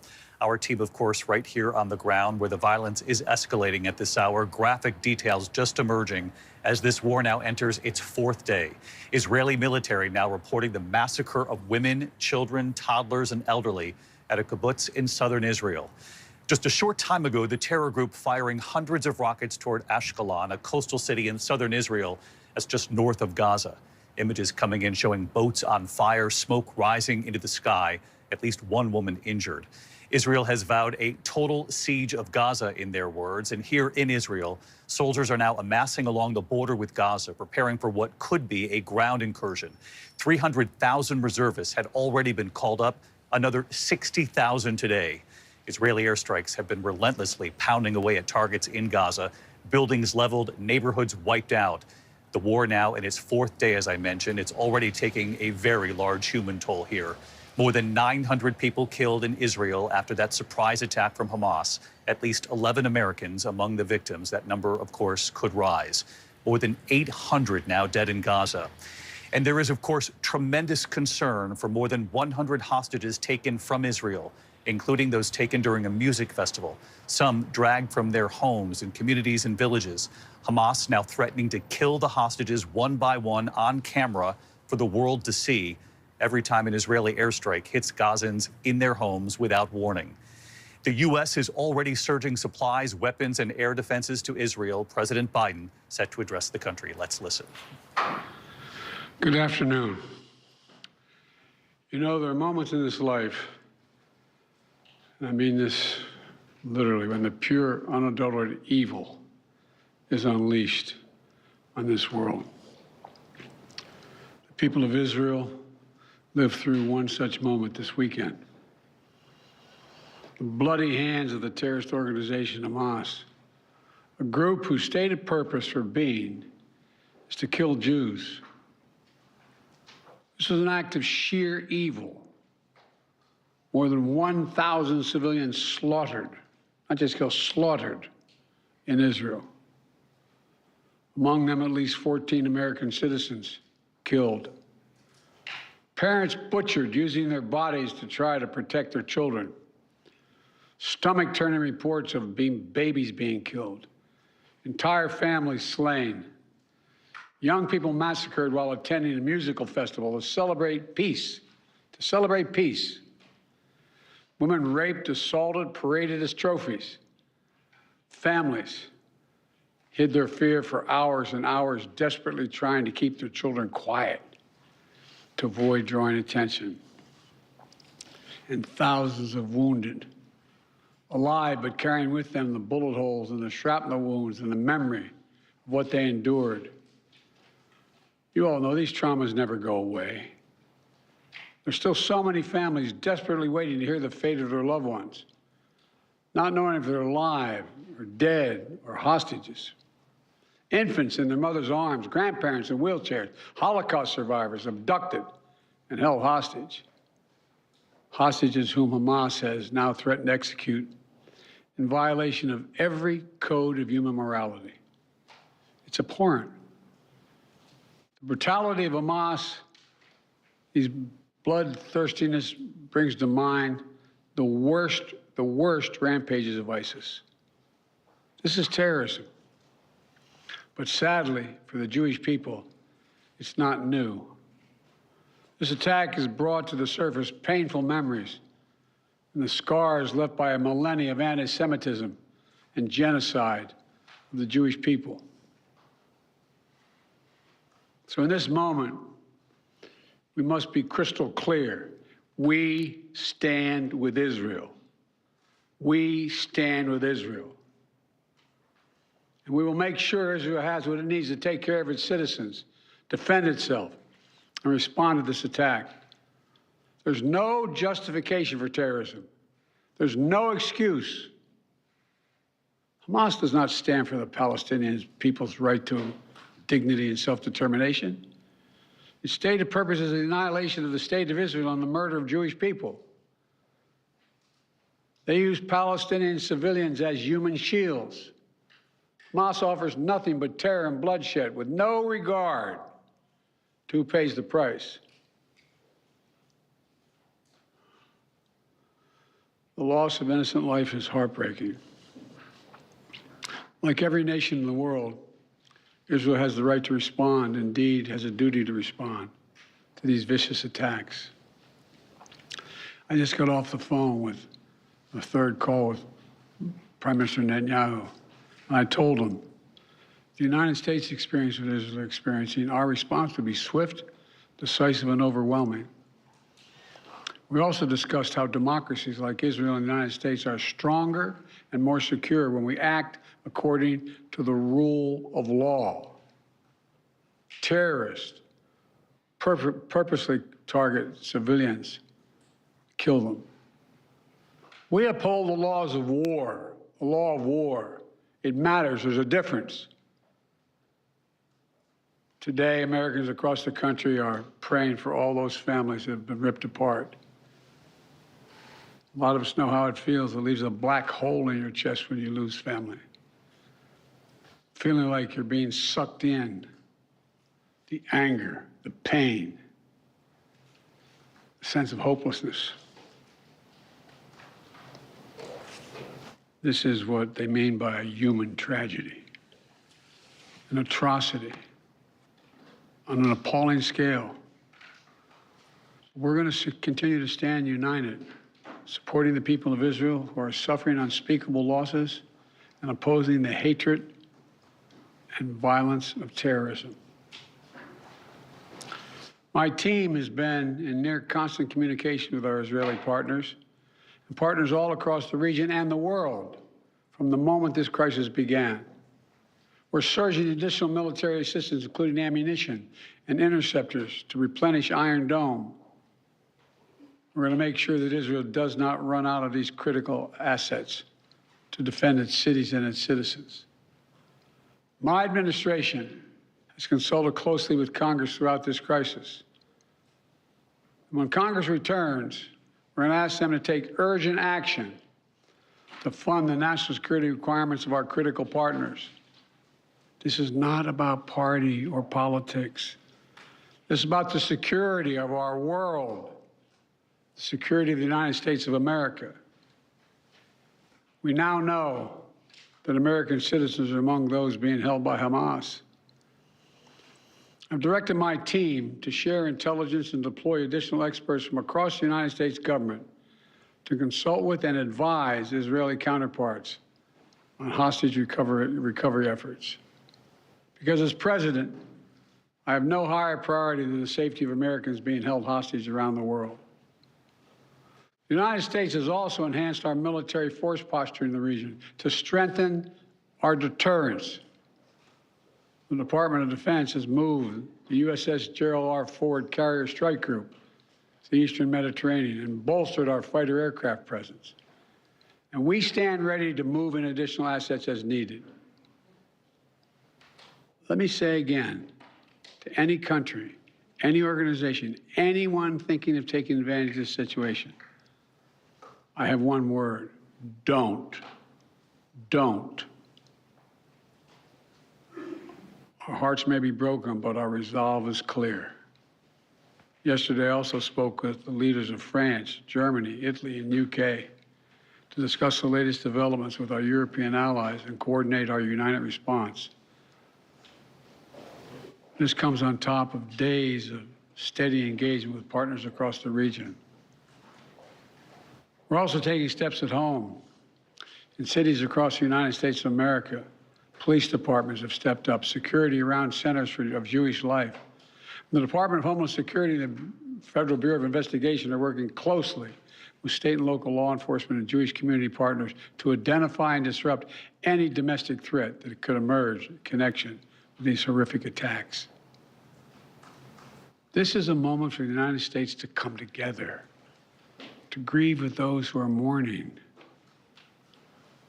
Let's be real clear. There is no place for hate in America.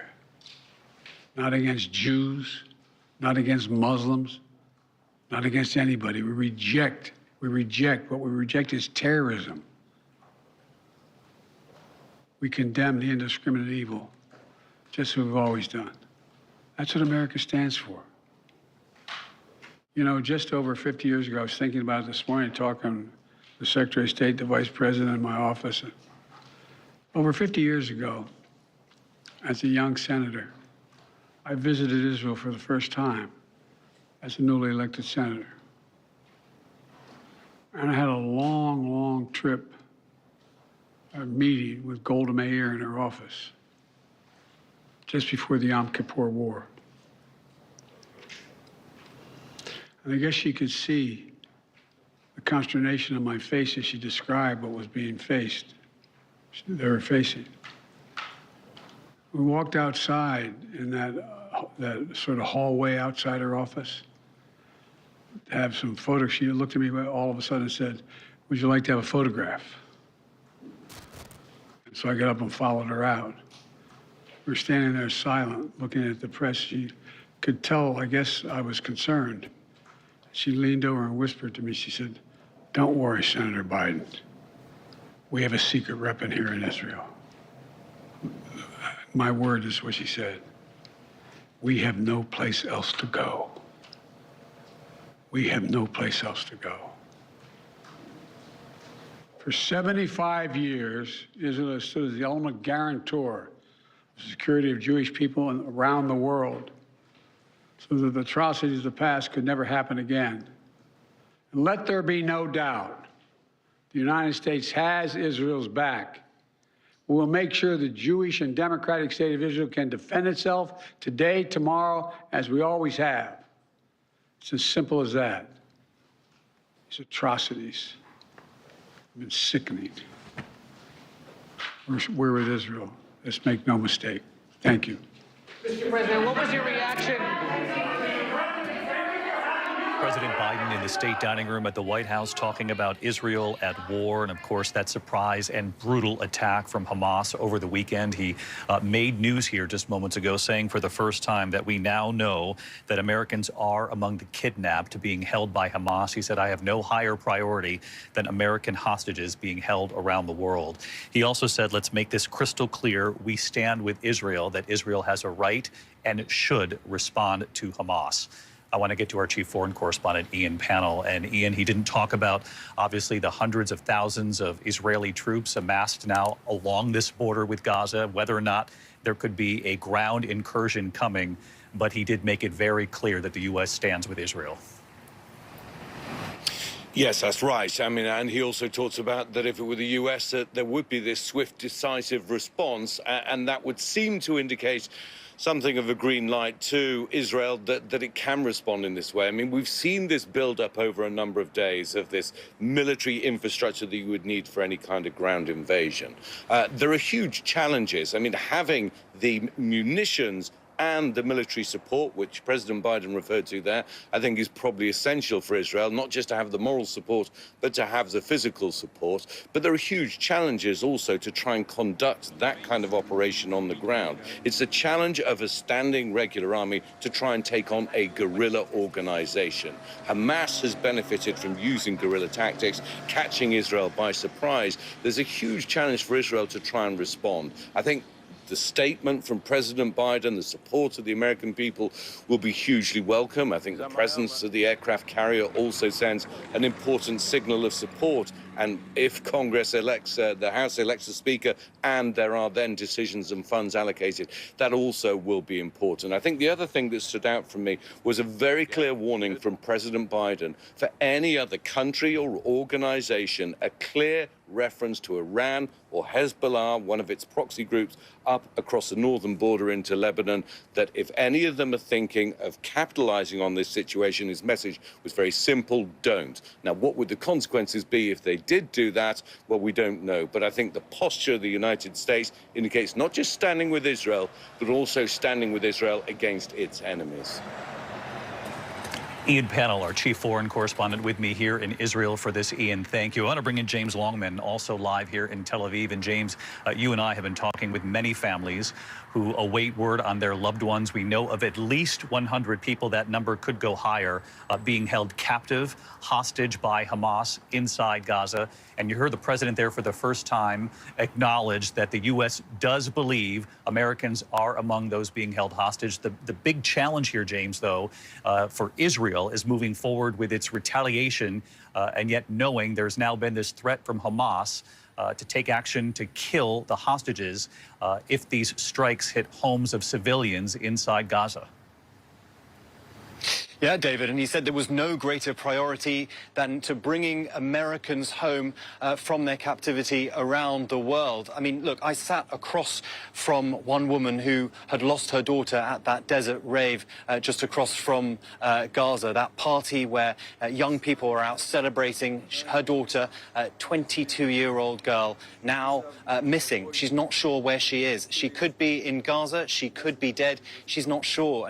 And there are families like her who are going from hospital to hospital here in Israel with DNA. She told me about her father, Kim's father, with a hairbrush of Kim, trying to see if there was a match at all, to see if there was a match among the dead. There is no greater loss than the loss of a child. You heard President Biden there talking about the black hole of the loss. And for this mother, she didn't know if her child was dead or taken by Hamas. And imagine to have to choose between one of those two realities. I spoke to another family whose daughter was taken by Hamas. They saw it. They saw the video. We all saw the videos of people being taken on the backs of motorbikes, in trucks, over the border into Gaza. And this young girl, Karina, a young IDF recruit, 19 years old, bloodied and bound. I sat with her mother and her sister at home, and her mother is staring at the television now with tears streaming down her face, wondering when she's going to get news. And the way that she might get news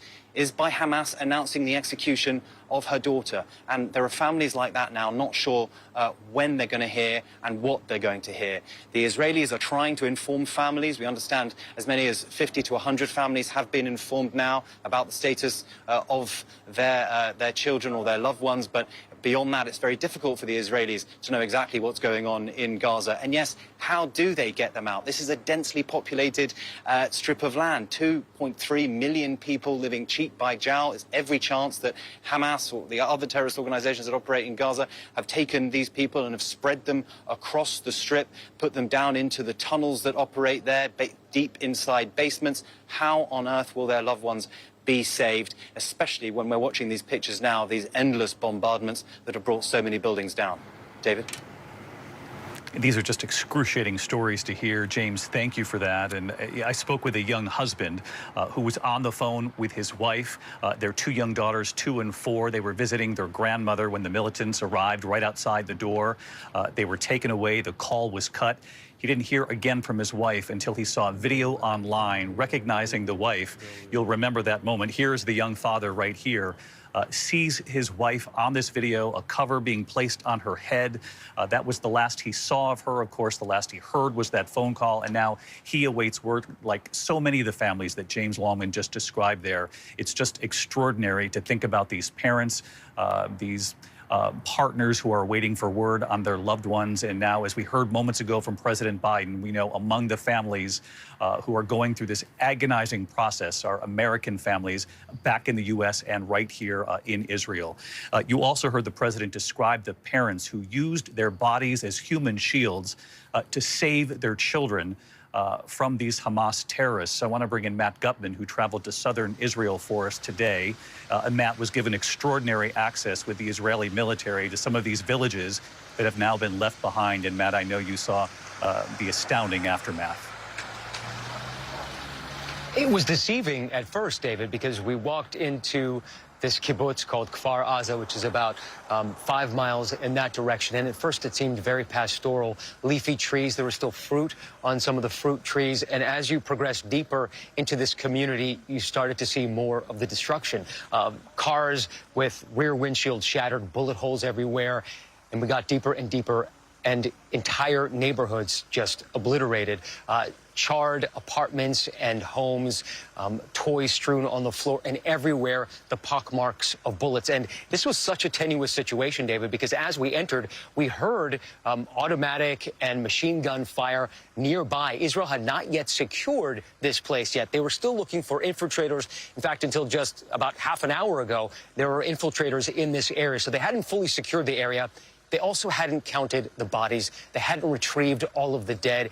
And we were there, and you hear some of the booms from Gaza nearby, and we were there as they started taking out the bodies. And one of the generals describing what President Biden talked about, that it was images that he had seen in the Holocaust, a kind of barbarity that he would never have imagined. He described it in this row of houses used by the youth in that kibbutz, that children's throats were slit. Absolute horror that he struggled to talk about on camera with me. It was very, very harrowing, and it's doubtful that anybody can go back and live in those communities again, David. It's very difficult to wrap your head around this kind of horror being witnessed by the world. Matt Gutman, our thanks to you. And I want to bring in our Chief Global Affairs correspondent, Martha Raddatz, also with us for our coverage. And Martha, you heard the president talking about sending the supplies Israel will need to keep the Iron Dome effective in this fight against Hamas. He also talked about the carrier, and there's word late today that a second one, there's now discussions about the possibility that that could come to the region too. Exactly, David. It's the Eisenhower aircraft carrier. It was supposed to be deployed to the Middle East. It may instead stay in the Mediterranean with the other aircraft carrier and, of course, numerous other warships packed with fighter jets in the region. So that is definitely something they are discussing. This, of course, is a deterrent. You heard the president, and Ian mentioned this as well, warn anyone who wants to make this situation worse, say, don't do it. He is speaking to Hezbollah, the proxy of Iran, and he is speaking to Iran. A U.S. official told me today they have seen no hard evidence, no smoking gun that Iran had direct responsibility for this attack. But of course, he said there is complicity because Iran has supplied weapons, has supplied money, has supplied resources to Hamas. But at this point, the official made very clear they don't yet have a smoking gun. But this is indeed a warning, a deterrent, and they may double that deterrent in the coming weeks, David. Martha Raddatz, our Chief Global Affairs correspondent live in Washington. Martha, thank you. Let's bring in Mary Bruce standing by at the White House. Mary, we heard the president there moments ago saying we have Israel's back, that they have a right and a duty to respond to Hamas. He didn't explicitly say he supports the idea of a ground incursion at this point. Of course, we don't even know if Israel plans to move ahead with that. They have signaled that it's a very real possibility. He did signal, however, that he's talked 3 times now with the Prime Minister Benjamin Netanyahu, expressing U.S. support here.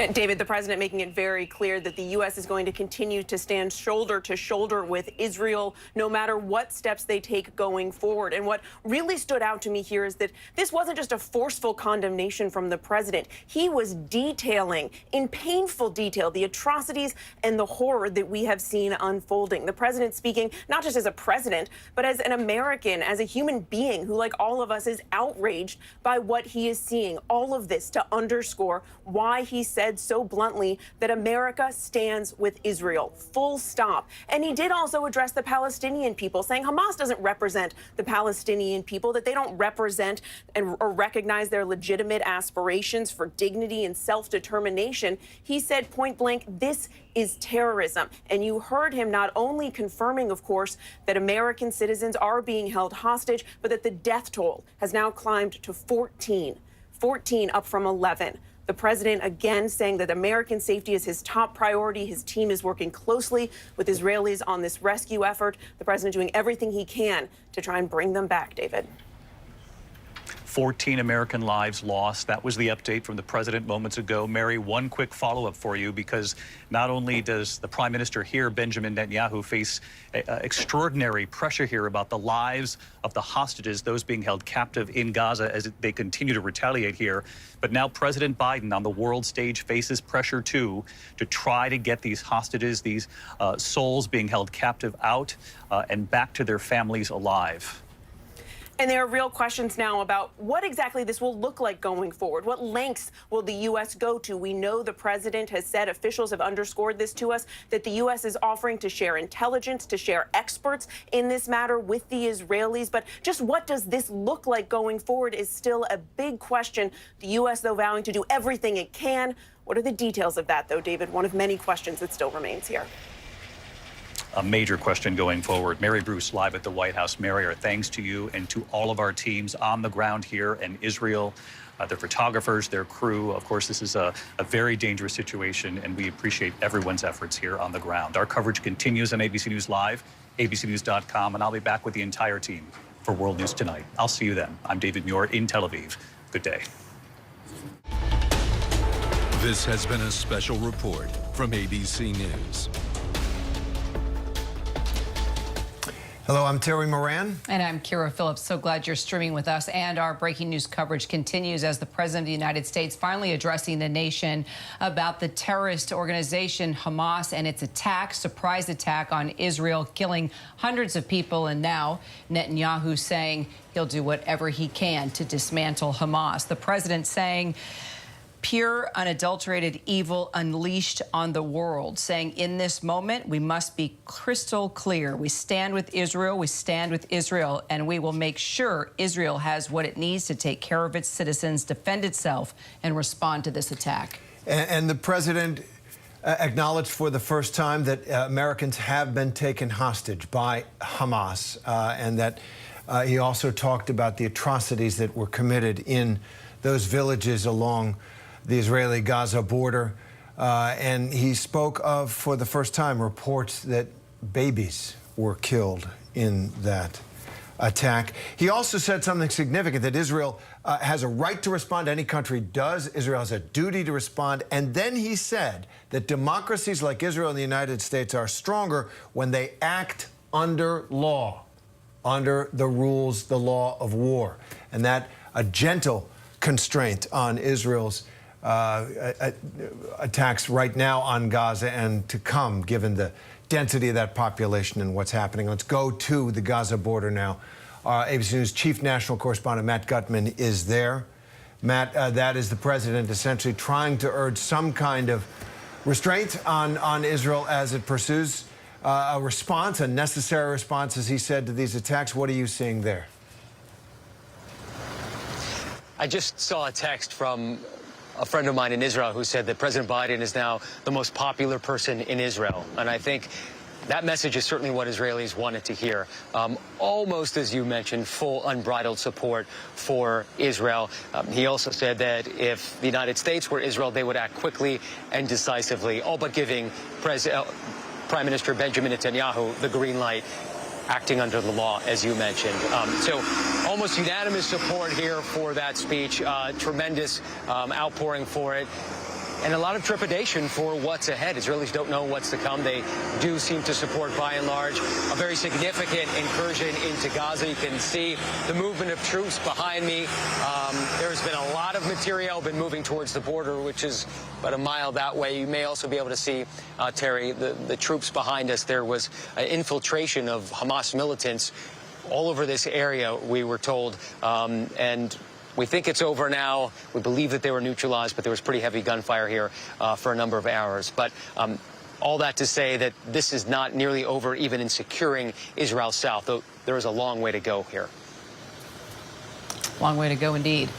Matt, thank you. We want to take it now to our chief foreign correspondent, Ian Pannell. He is in Tel Aviv. Ian, as you just heard the president say that they will provide interceptors, ammo, intelligence, but he mentioned nothing about a ground invasion. A ground invasion that Netanyahu clearly is sending signals of as he sends more than 300,000 reservists into action. Yeah, that's right. I mean, it's 360,000 now. There are another 60,000 today. I mean, certainly all the signals are there on the ground, and Matt's seen it, I've seen it, that there could be a ground incursion. They're putting all the building blocks in place for something like that. And the president's obviously offering unequivocal support for Israel. I think Terry's right. There was a hint there that perhaps there has to be some constraint in the way that any military operation is carried out. but also a very clear warning to any country or organization, this was the president's words, who are thinking of taking advantage of the situation. A very clear warning to them to not do so. And that's a warning that's clearly directed towards Hezbollah, which is essentially an Iranian proxy group, a resistance group as they see themselves, based in Lebanon to Israel's north, but also a direct warning to Iran itself. And I also think, the presence of the U.S. aircraft carrier also shows not just that show of support to Israel, but a show of standing shoulder to shoulder with Israel against its enemies. All right, ABC News Chief Global Affairs Correspondent Martha Raddatz joins us now. Ian, thank you. Stay safe there in Israel. And Martha, here in Washington, I want to pick up on what Ian was just talking about, and that is the signal that President Biden was sending to Hezbollah and to other actors in the region with that aircraft carrier there and its accompanying ships off the coast. I want to ask you about what the president of Turkey, President Erdogan of Turkey, has said. He says that what is America's aircraft carrier going to do in Israel? What is it coming here with all of its boats and jets? And he says it's going to hit Gaza. It's going to hit all of Gaza, its surroundings, raze them to ground, and commit very serious massacres. So clearly the region, once again, on a nice edge. How is Biden trying to navigate support for Israel, backing down Hezbollah and its sponsor, Iran, and not lighting up that whole region? I think what you'll hear again and again is this is for deterrence. That aircraft carrier, those jet fighters, it does seem like a very standard move in deterrence to send an aircraft carrier and possibly a second one. That's something they are indeed discussing. But what the White House does not want to happen is for this conflict to grow. You heard that warning from President Biden again. Don't think about widening this war. Don't think about taking any action. They believe that Hezbollah and Iran may look at those ships and say, this isn't worth it, we won't do it. There are no plans for those ships to actually take any action now. The White House, the Pentagon, they are trying to avoid that. They are there clearly as a show of force. They don't necessarily want to use that force. Of course, Iran knows that. Hezbollah knows that as well. But that's what those ships are there for.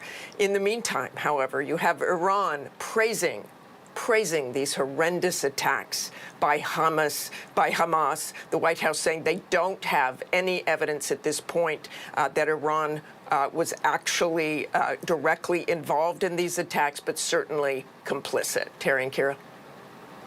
Thank you. Straight to the White House now. Jack Sullivan, National Security Advisor, taking reporters' questions. Let's listen in. Jake, thank you. I'm sorry. We'll do you first and then. Thank you, Jake. Yeah, go ahead. On the American hostages, can you first of all tell us how many? Are we talking about several or a dozen hostages? And do you know anything about their condition at all? We do not know about their condition, and we cannot confirm a precise number of American citizens. We believe that there are 20 or more Americans who at this point are missing, but I want to underscore and stress that does not mean necessarily that there are 20 or more American hostages. Just that is the number who are currently unaccounted for. We will work hour by hour, both to determine whether we can account for any of those Americans or to confirm exactly what the number of Americans are being held hostage, and we will come back to you with that information as soon as we have it. As you know, very sadly and tragically, the number of dead has risen with each passing hour, and that's true of the total number. It's also true of Americans, which has gone up just today from an earlier report this morning of 12, then 13, now 14. So I cannot give you a precise number. I can tell you that number of unaccounted for at this time. That number could change too, but I want to underscore that that is not a statement from me that we have that many hostages. We do not know the number of hostages we have at this time. And did the president discuss with the prime minister the possibility of a ground incursion into Gaza and also how that might affect the American hostages that are in Gaza that are now confirmed? I'm not going to get into the operational discussions that the president and the prime minister had. That is important for them to be able to keep in a discrete channel between them. What I will tell you is that the President and Prime Minister did discuss how the United States can deploy expertise to help work on the hostage recovery efforts. That is what the United States is in the process of doing right now. Steve. Under what circumstances would you put American forces on the ground to help out? At this point, that is not something that is under planning. What we are focused on when we talk about sending experts, it is people who can work on intelligence, who can work on overall planning, who can work on coordination with the Israeli government. We are not currently sending forces to Israel, and I'll leave it at that for now. Yeah. Has the president spoken to any of the families of the 14 American citizens who were killed?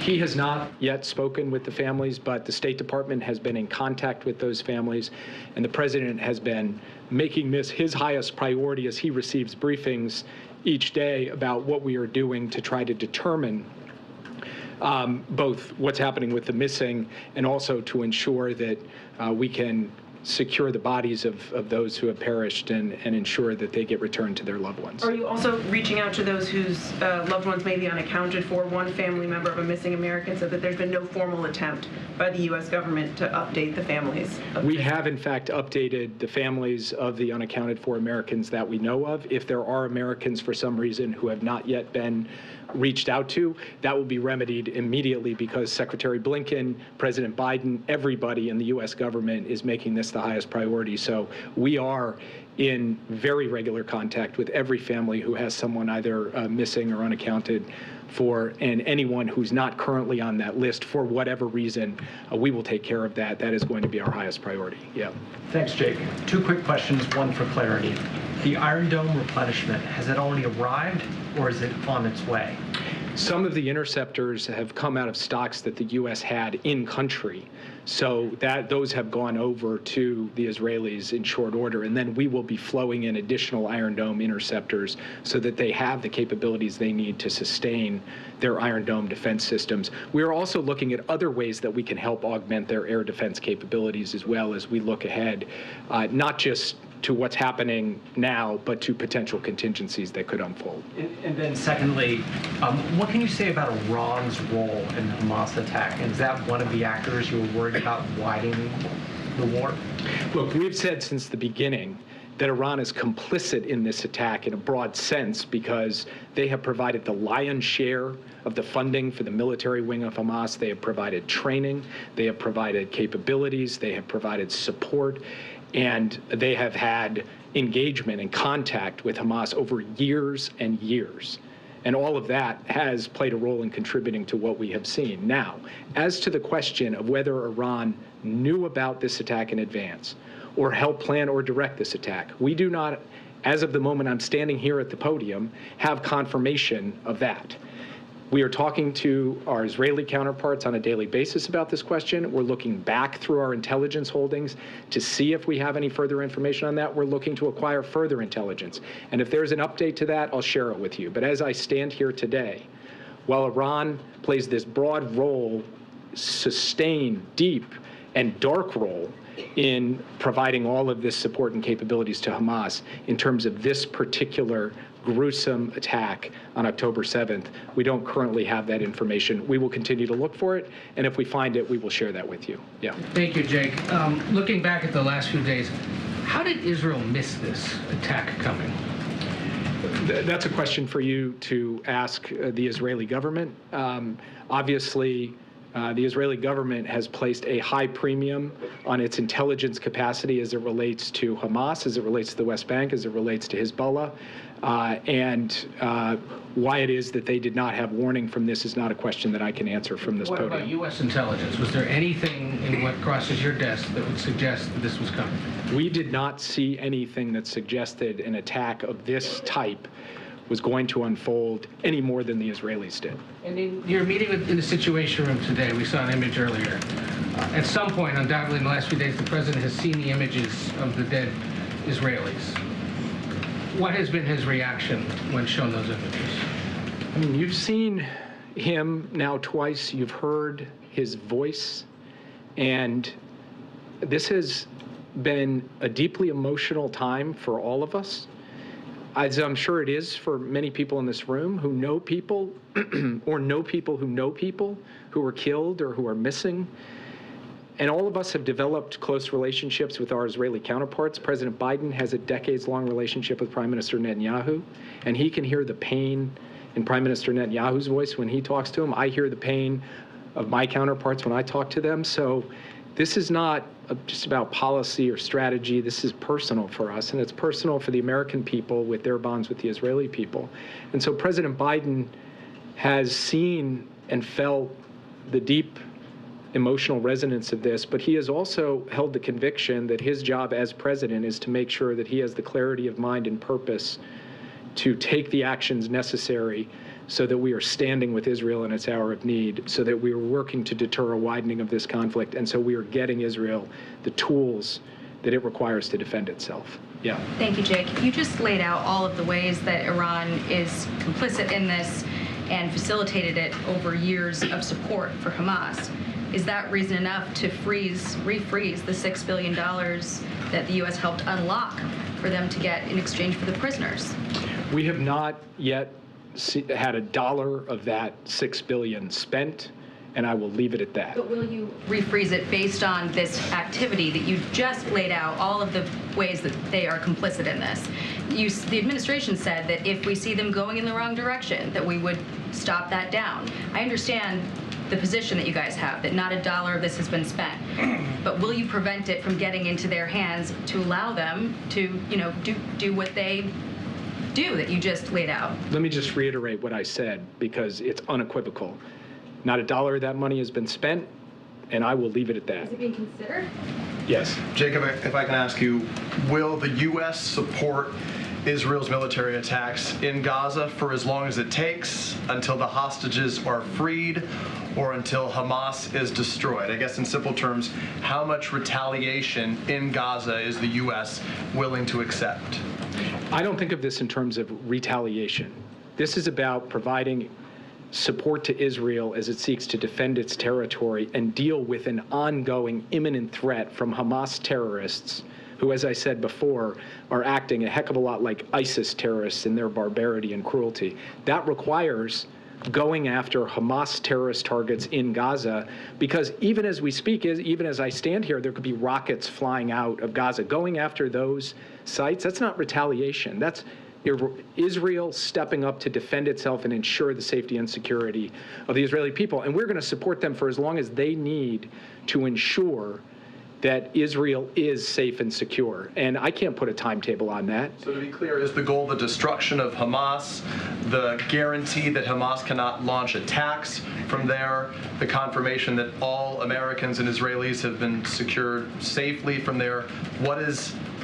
Where do you draw the line? Is there a red line, and where do you draw that line of what you need to accomplish, what they may accomplish? I'm not standing up here to draw red lines. What I'm standing up here to say is that in its hour of need, as Israel embarks on an operation to try to protect its country, protect the Jewish state of Israel, and to go after the threats that it faces, and also working closely with them hand in hand to try to secure the release and recovery of American and other hostages, we will do all of that. And I'm not here to draw red lines or issue warnings or give lectures to anybody. I'm here to say that the president has given us direction to take a series of actions. We are undertaking those actions, and we will continue to do so in the weeks ahead. Last one very quickly, that we heard from the families of Americans who are unaccounted for right now. They spoke publicly in Israel today. You said the president hasn't spoken to them directly. What is the president's message to those families right now who said it is the responsibility of the president of the United States to make sure their loved ones come home safely? The president said in his remarks today that as president of the United States, he has no higher priority than the safety and well-being of Americans held hostage overseas. And he has proven in country after country his willingness to go further than any other president has gone before to secure the release and bring those people home. He is going to try to do that in this case as well, but that is a high priority for him, and that is the message that he is sending, along with a deep sense of understanding of the grief and hurt and pain and anguish they are feeling right now as they wait to hear news of their loved ones. Yeah. Jake, the president has remarks today referred to seeking for assistance for partners, plural. Does that suggest that you've decided strategically to ask Congress for a package that includes both Ukraine aid as well as aid for Israel.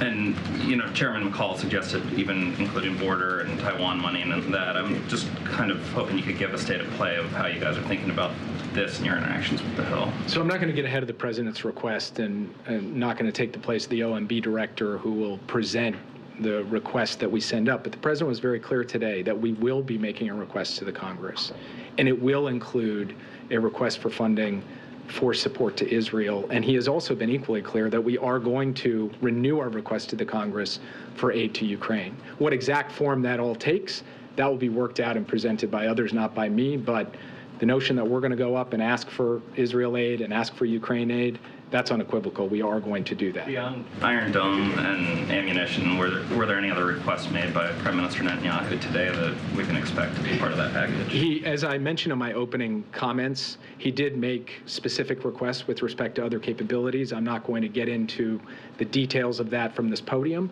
but he and the president discussed that.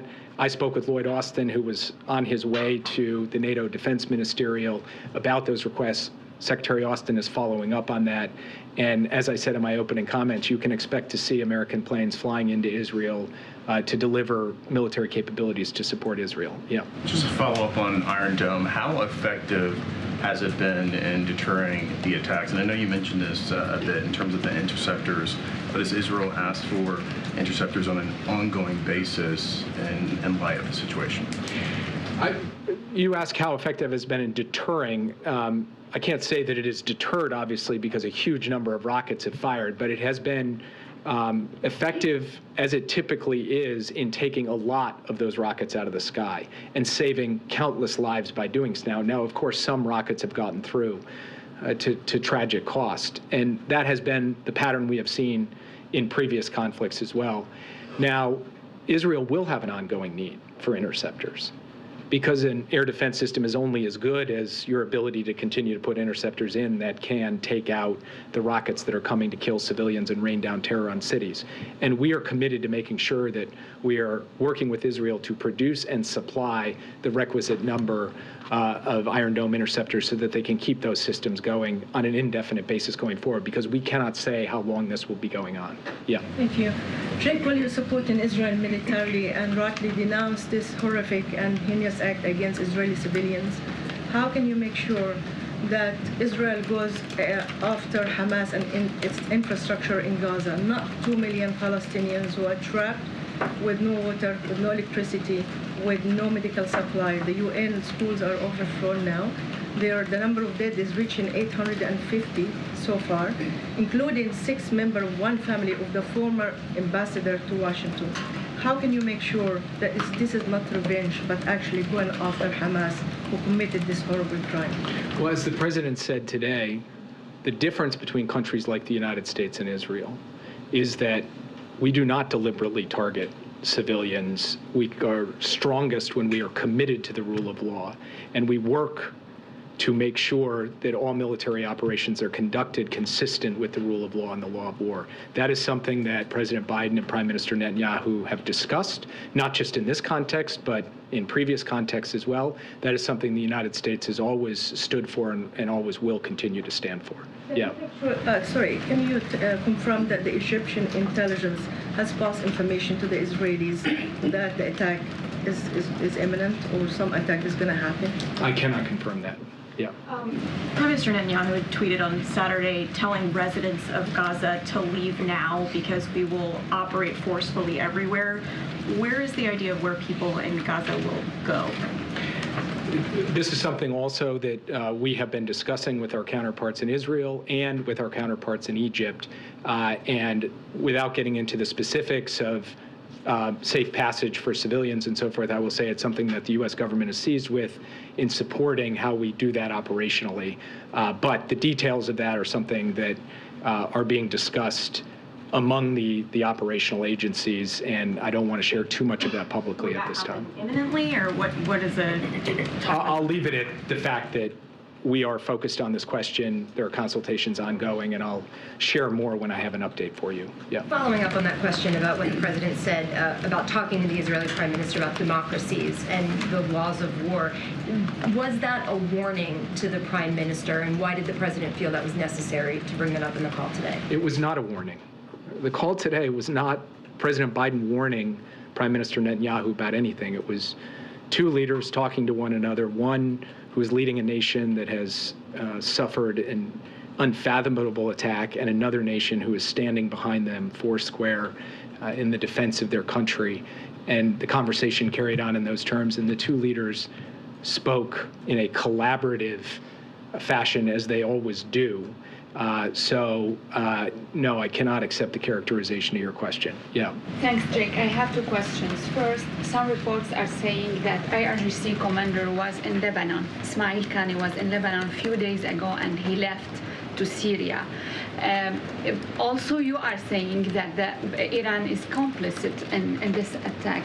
Are you trying to downplay the Iranian role here? What are you waiting for to take an action? And my second question, what assessment do you have on where other Iranian militias stand now, whether in Iraq? We also heard the Houthis threat now.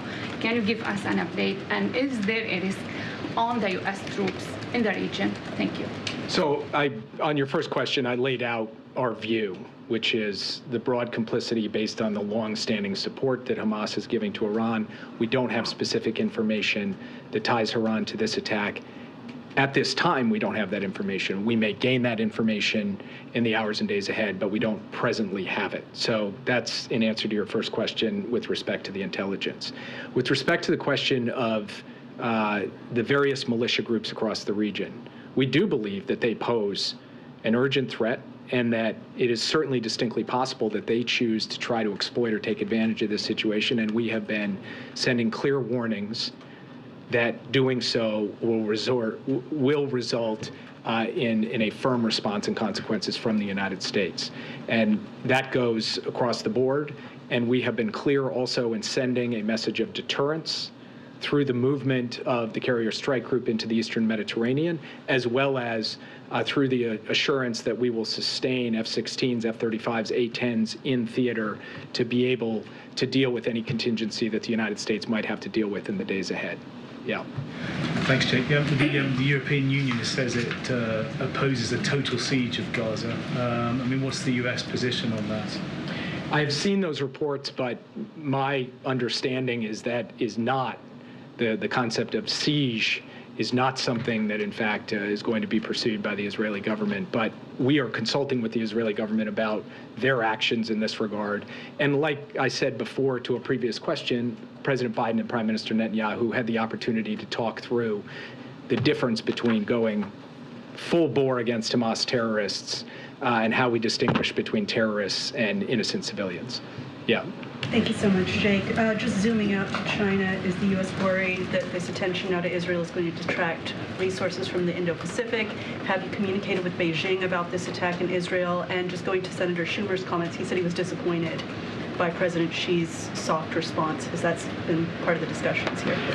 We were not entirely surprised by the PRC's response based on their history of commentary on these kinds of issues. We believe that the United States is capable of supporting Ukraine and Europe, of supporting our allies in the Indo-Pacific, and of supporting our close ally Israel in its hour of need. And we believe we have the resources, tools, and capacities to be able to effectively do that. And part of our job is to ensure that we are working across all of these theaters at once, and that's precisely what we're doing each day. Yeah. There have been some Republican lawmakers who have argued the U.S. can't support two wars. Could you address some of that and talk a little bit about how you'll make these requests to Congress and make the case that the U.S. needs to invest, maybe not with troops on the ground, but with military and economic aid in both Israel and Ukraine? Standing for Ukraine so that Russian aggression does not prevail in Europe, the amount of resources that we need to put into that compared to the amount of resources we would have to put in if Russia were, in fact, to conquer Ukraine and then potentially have its aggression continue across Europe it is so much more cost effective to take the action now as opposed to pay the huge price later, a price that might ultimately, as it has in the past, require the actual deployment of American troops to combat. So better to support the Ukrainians as they stand firm against Russian aggression and do so on a sustained basis. And we have the budget wherewithal to be able to do that. We also have the budget wherewithal to be able to provide Israel what it needs. And we firmly reject the notion that the United States of America cannot at once support the freedom and loving people of Ukraine and support the state of Israel. Yeah. Great, thanks, Jake. Is the administration working with Israel and Egypt to open the Rafah crossing to try to ensure evacuations are possible? And then also, I know that you said that in conversations with Israeli leaders, you don't think that a complete siege is something that they may be attempting to do in Gaza, but is there any counsel of restraint from the administration to Israel? So on the first question, in reference to a previous question, I spoke about our consultations with the Israelis and the Egyptians about how to deal with the challenge of civilians who want to leave Gaza. I'm not going to get into the details of that, about a specific crossing or so forth, only to say that that is something we are focused on and we are working on. And I want to leave those conversations in diplomatic channels, at least for the moment. When we have more to offer on that, I'll be sure that we do so. And then we are having conversations with the Israelis, as I have described. And again, at this podium, I'm not going to go into details on them in terms of what precise messages we're passing. It's important that we be able to talk to the Israelis in the way that we always do, as good friends, as honest friends, and we will continue to do that. Yeah. Thanks, Jake. So on the home front, over 150 people who are on the terrorist watch list have been seized along the southern border this fiscal year, and we've reported that there's been over 1.5 million known gotaways since the Biden administration took office. Is this something the American people should be worried about right now? We continue to remain vigilant about terrorist threats to the homeland from anywhere. It is something that we are very much working on, that we are consulting with the Congress on, that we are seeking to secure the necessary resources to continue to work through. And anytime we see any threat stream involving a terrorist threat to the homeland, we mobilize every asset and resource of the U.S. government to go after that. And that includes information and analysis that we have shared with the Congress about plots emanating from the Middle East, plots emanating from other places. We'll continue to do that. We also will continue to take steps to pursue a humane, orderly border policy, and we will work with the Congress in the weeks ahead to continue to get the resources we need to be able to do that. I would point out that in the last supplemental, we actually sought additional funding for the border, which was not forthcoming in the ultimate package that went through. So the Biden administration has said to Congress already, we're looking for more resources to be able to deal with the continuing challenges that we have at the border. Yeah. Jake, the president doesn't have a confirmed ambassador to Israel at this point. What are you doing to get Jack Lew confirmed, given he was nominated about a month ago? The nomination was sent to the Senate in late September. What's the plan to get him on the ground? Well, first, the Senate is coming back into session next week. Second, when they do, we are going to work with both Democrats and Republicans, and particularly the leaders on both sides and the chair and ranking of the Senate Foreign Relations Committee to make that happen as soon as humanly possible, and then get him out to the region immediately thereafter. Is that your top priority when Congress returns, apart from the aid requests that you're talking about?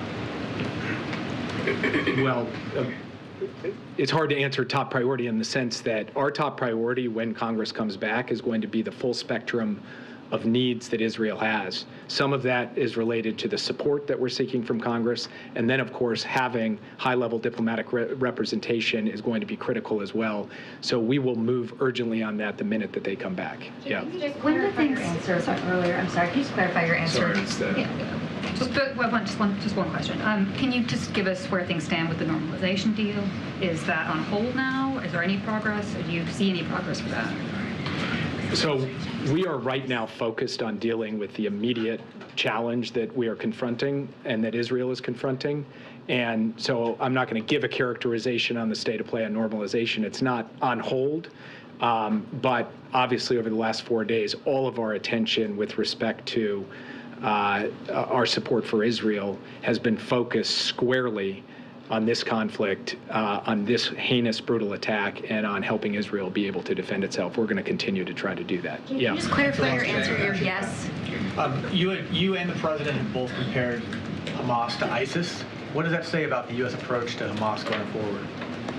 Well, we have labeled Hamas a terrorist group for years, if not decades. And we have consistently supported Israel in its efforts to fight back against and undermine Hamas, and we will continue to do so. In the immediate term, what it means is working with Israel to ensure that they are able to go after that Hamas threat in Gaza effectively, relentlessly, and to the point where they feel that their security and their deterrence has been fully restored. Yeah. Sullivan, can I just ask real quick? I'm sorry. Mr. Sullivan, are you concerned at all that those who are here in the U.S., terrorists who are here in the U.S., may be emboldened by what's happening now? And just to piggyback on what was asked earlier, because we do know that there are people sort of lurking here, is there a concern that there may be a flare-up? The president put out a written statement yesterday with multiple elements to it. One of those elements was about the focus that we have right now on protecting Americans here at home against anyone who would seek to exploit or piggyback on what has unfolded, these gruesome events that have unfolded in Israel. Part of that is about protecting places of worship, synagogues, and ensuring that we don't see a kind of virulent form of anti-Semitism sparked by what has just happened. And then part of that is about ensuring that any terrorist threat here in the United States or to the United States or to Americans anywhere in the world, that we are at a heightened state of vigilance to deal with that. That's something the president directed his team. It's something he spoke to yesterday in that statement, and it's something that he will be convening his national security team on this week because it remains a very high priority. And I'll take the last question. Does the administration regret making the prisoner swap with Iran in light of these attacks?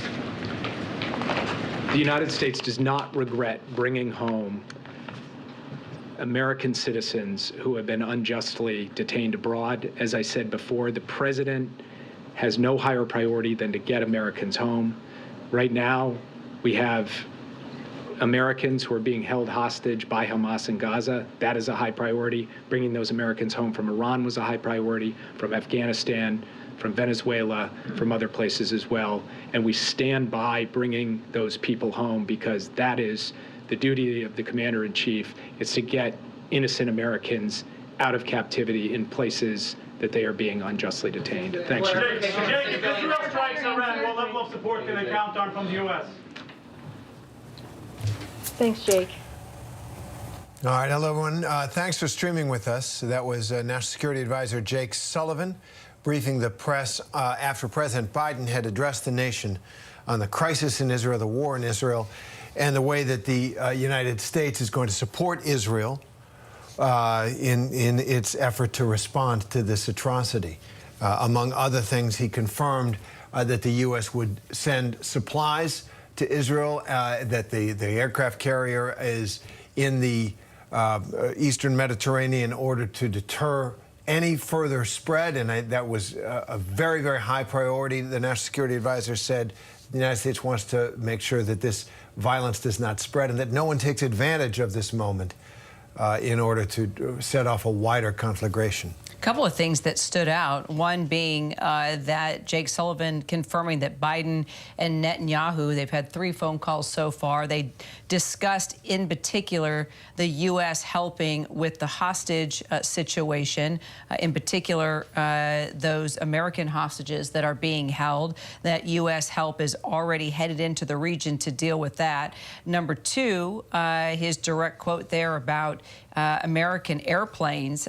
He said that right now that request from Netanyahu has gone to Secretary Austin. Secretary Austin is following up on that. And as I said in my opening comments, Jake Sullivan going on to say you can expect to see American planes flying into Israel to deliver capabilities to support Israel. Let's bring in our panel here. We've got Chris Costa, Daryl Blocker, Selena Wang, also Jay O'Brien. Chris Costa, I want to start with you, and then Daryl, you as well, weighing in on expect to see American planes flying into Israel to deliver capabilities to support Israel. All right, Chris, options here. of capabilities? Yeah, it could be intelligence sensors. It can be more ammunition and capabilities that I can't even think of right now. The bottom line is we have supported Israel historically in the past by flying in 1973, giving Israel the requisite ammunition and capabilities they needed to thwart their adversaries in 73. And I think we heard today the president reinforce his commitment to Israel. So I think really he's going to establish a logistic train. Could be an intelligence capability. It could be ammunition. And Daryl, I wonder, we as Americans now have obviously a direct interest in what's happening there, given that our fellow citizens have been taken hostage. Could capabilities include, some kind of special forces operation that would cooperate with Israel in locating and securing the rescue of Americans over there, or are we going to leave that to Israel? The short answer to that, Terry, is absolutely yes. The Special Forces community, whether it's Israel and the United States or our Five Eyes partners, are a very close, tight-knit community. They train for this. They're constantly in touch with each other, whether it's liaison officers being traded between them. So I would imagine that absolutely some of our Tier 1 operators would be involved in at least the planning, if not the execution of the rescuing of hostages, whereas if American citizens or dual nationals, American Israeli, are in there, I would imagine that they would also will factor large in that planning. Selena, you were there in the room for Biden's remarks. What stood out to you? Well, Kira, his remarks were incredibly somber and calm, and his message was clear. He had a stark warning to anyone who wants to get involved. He said, don't. He called this indiscriminate acts of evil, sheer evil, and he highlighted the extreme brutality that we're seeing. He painted this very black and white against evil and on the side of good. He also had confirmed that Americans are indeed being held hostage, and we earlier just heard from National Security Advisor Jake Sullivan that there are 20 or more Americans who are still missing, although he couldn't confirm how many of them are being held hostage. Also, a lot of questions about if Iran was directly involved. Jake Sullivan there saying, as of this moment, they do not have direct confirmation of that, but that intelligence could change in the coming days. And the president also reiterating he's been having a flurry of discussions with leaders regionally as well as with key allies. He's trying to prevent this from turning into a broader war. Also want to mention some key statements he made on Hamas and the Palestinians. He said Hamas does not stand with the Palestinians, and he said they are using Palestinians as human shields and they want to destroy the Jewish state. Thank you, Selena. Let me go to Jay O'Brien on Capitol Hill. Jay, a moment of crisis like this, the atrocity of this attack and the fact that Americans are hostage usually brings the government together, executive branch, congressional branch, the legislature. And any aid for Israel is going to have to go through Congress. What's the feeling up there about this moment, and when are they going to be able to pass a bill that would get aid to Israel? Yeah, they can't pass a bill till they have a Speaker of the House, Terry. And you heard Jake Sullivan and the president say that in the near future, they want to present a request to Congress to essentially put a supplemental aid package, which would be additional military aid for Israel and for Ukraine, by the way. They want to link aid for those two countries together, it seems, on the floor. Looks like, from what Jake Sullivan said, they want to do that next week when the Senate returns. And the hope amongst House Republicans, and frankly House Democrats too, is that there's a Speaker of the House by then. House Republicans are right now scrambling, meeting behind closed doors, trying to work out who has enough support to become Speaker of the House amongst the two candidates, Jim Jordan, Steve Scalise, or a potential third candidate. But here's the reality. The administration says that there are supplies they want to send to Israel. There are some supplies under what's called the Presidential Drawdown Authority that the president can send himself with an executive order, in a sense. That's what's being sent to Israel now. That's what the president was talking about when he said that there are military capabilities going on planes that are going to be landing in Israel to help them. And then there's a second process in which, if you want anything more beyond what you do with the Drawdown Authority, you got to go to Congress. And you can't go to Congress until there is a Speaker of the House. That's why Congress is really in this holding pattern right now. And Israel has already said it wants more munitions for the Iron Dome to replenish the Iron Dome. It wants precision-guided missiles. It wants a certain millimeter of artillery, among other things that it wants. And the president is going to try to send as much of that as he can under his current authority. But at some point, as he said and Jake Sullivan said, Congress has got to step in, and as we keep coming back to, they really can't until one of those chambers, the House, has a leader. Got to get their act in order. Appreciate our entire ABC News team. More news straight ahead.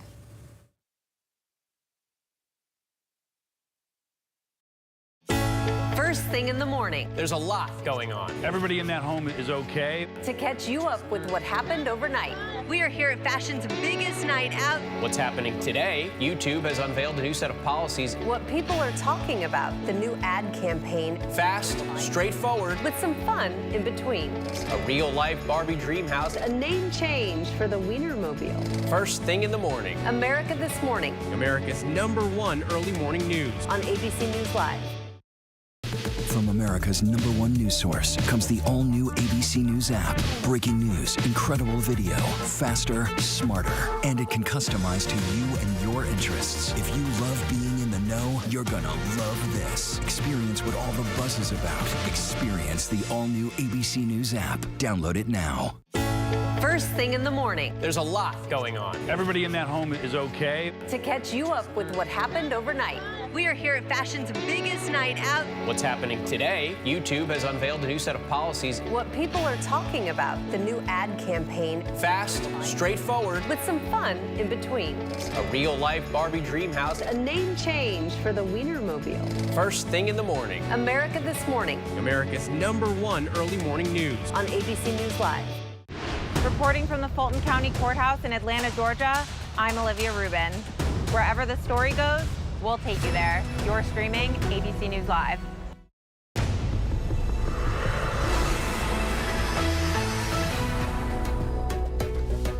And good afternoon, everyone. I'm Kira Phillips. And I'm Terry Moran. And our top story at this hour, Israel at war. Moments ago, President Biden addressing the nation as that war now enters its 4th day.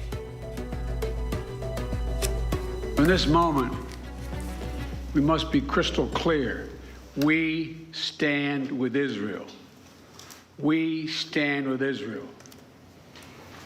And we will make sure Israel has what it needs to take care of its citizens, defend itself, and respond to this attack.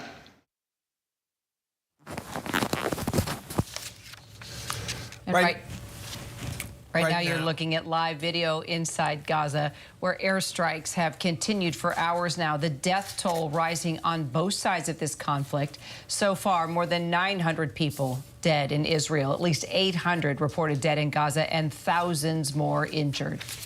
Israeli Prime Minister Benjamin Netanyahu has vowed, quote, vengeance as Israeli forces ramp up attacks on the terrorist group Hamas, pounding the densely populated Gaza Strip by air. Joining us now, we are happy to welcome Tzipi Livni. She's the former Israeli Vice Prime Minister and Minister of Foreign Affairs, also the former Israeli opposition leader. Thank you very much for being with us in this difficult time. And I want to ask, just in general, your reaction to the assault, to this atrocity, and do you think there was any way it could have been avoided? At first, I would like to express the gratitude of the Israeli people to President Biden and the Biden administration. I mean, I know the president for many years, but listening to his speech now, expressing the American values and the American interest, deterring the enemies, but yet also it was so moving and touching to Israelis to listen to this speech. And as a friend of mine just wrote after the speech, it was the first light in dark days. So thank you for this. And, you know, dark days, things that we never dreamt that we would see in Israel, the independent state of Israel, the atrocities, the cruelty, babies and children, families. I mean, it's really a nightmare, and it will take time for all of us to absorb this, to understand what happened, how this happened, but we will prevail, as we always did. Zippy, you were actually the negotiator for peace talks with the Palestinian Authority as justice minister in a previous Netanyahu government. So yes, going back to that time and looking at what we're dealing with here now, your thoughts, your reflections, what went wrong? And what's your take on Netanyahu and how we've reached this point? It's important to understand when we are speaking about hopefully peace between Israel and the Palestinians, that something that I truly support for many years, Hamas was always an obstacle to peace. Hamas is not being recognized by the international community because it's not willing to accept former peace treaties between Israel and the Palestinians, because he's not willing to renounce violence and terrorism, because he's not willing to accept the right of Israel to exist. And therefore, the right strategy on behalf of Israel toward the Palestinians was to act against Hamas, that is using terror against Israel. And now we saw this cruelty, this ISIS cruelty. And on the other hand, to work with the moderates on the Palestinian side, because if there is any hope for peace, and the situation now is very difficult, is with the moderates, with the pragmatics on the Palestinian side, and not with those that are representing a religious ideology, cruelty, no hope for peace with them. And this is what we are facing in the Palestinian Authority with Hamas, and also with Hezbollah in Lebanon and Iran as a rock state that represent the same religious ideology that is not accepting the right of infidels and Israel to exist.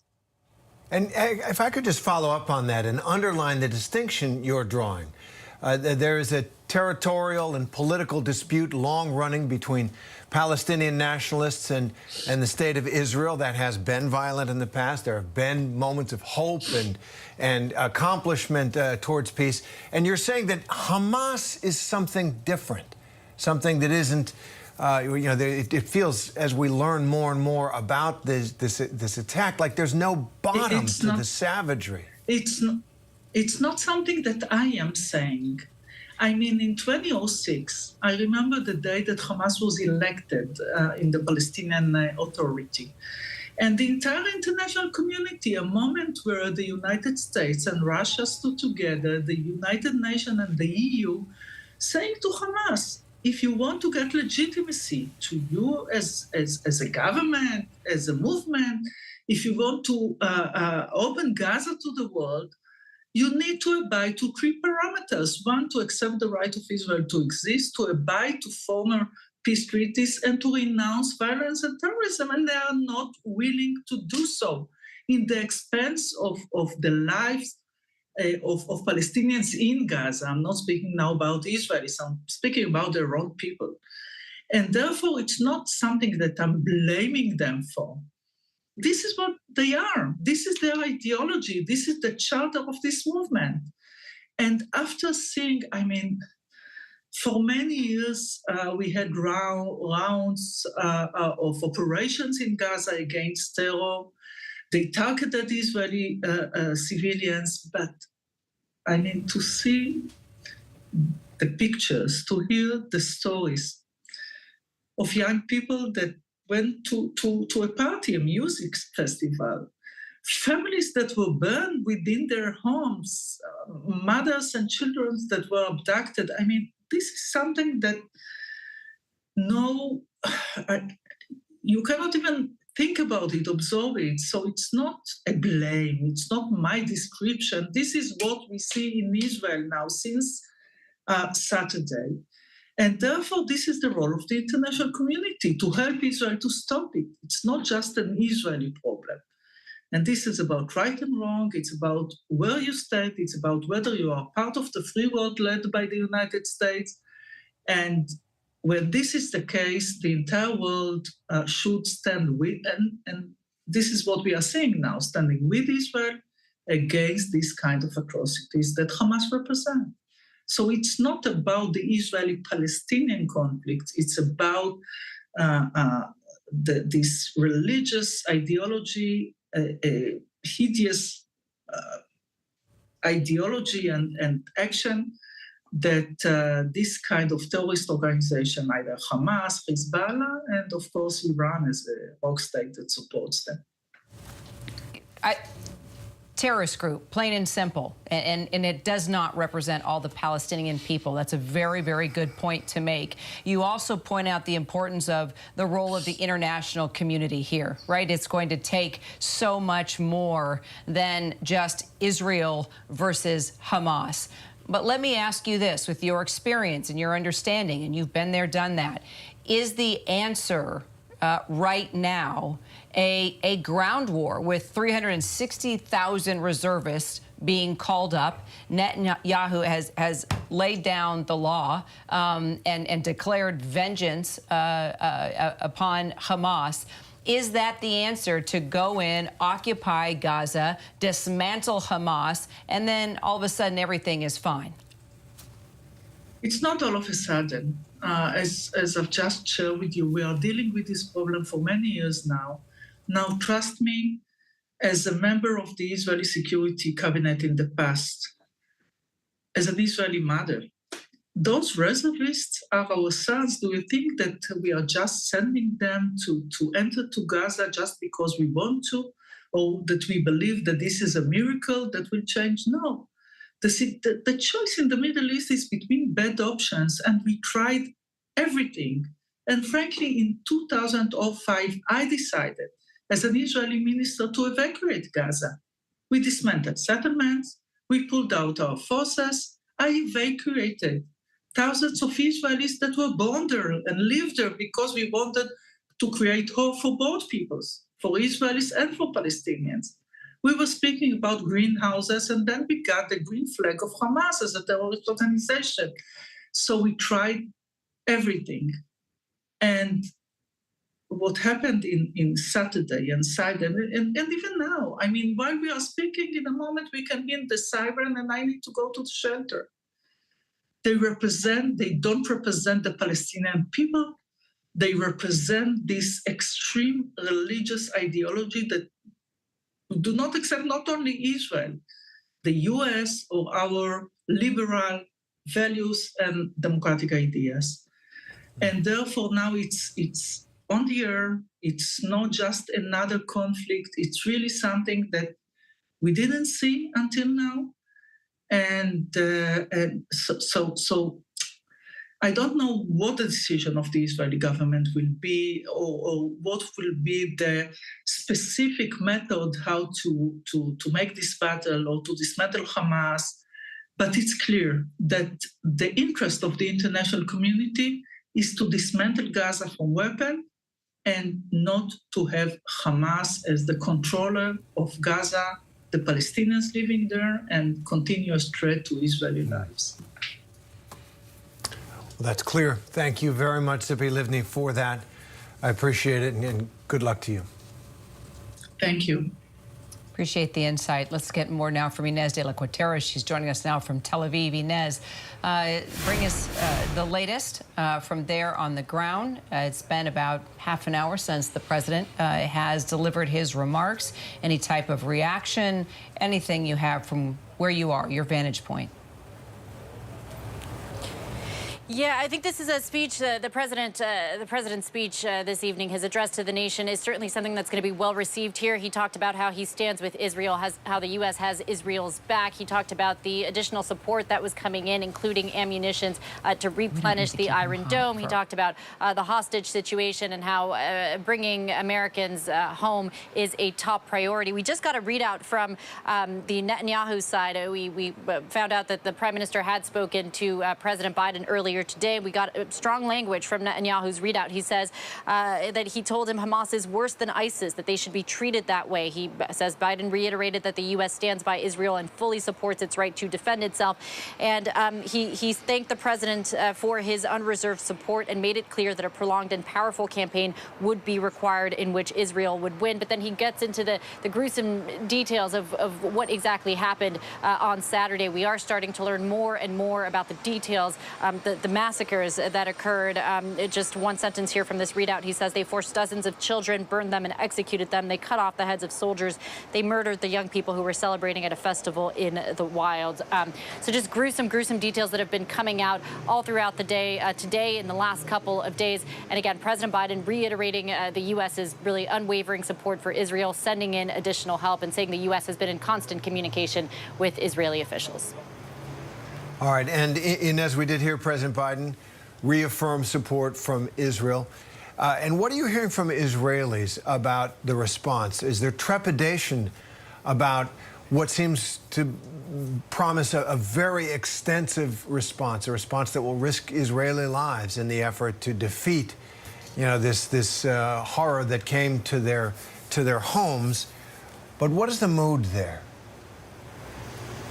Yeah, I mean, I think there's two things. So one, there is, I think the support that's coming in is certainly welcome, and I think the hope is that some of the support will act as a deterrent to other actors in the region, possibly Hezbollah, Iran.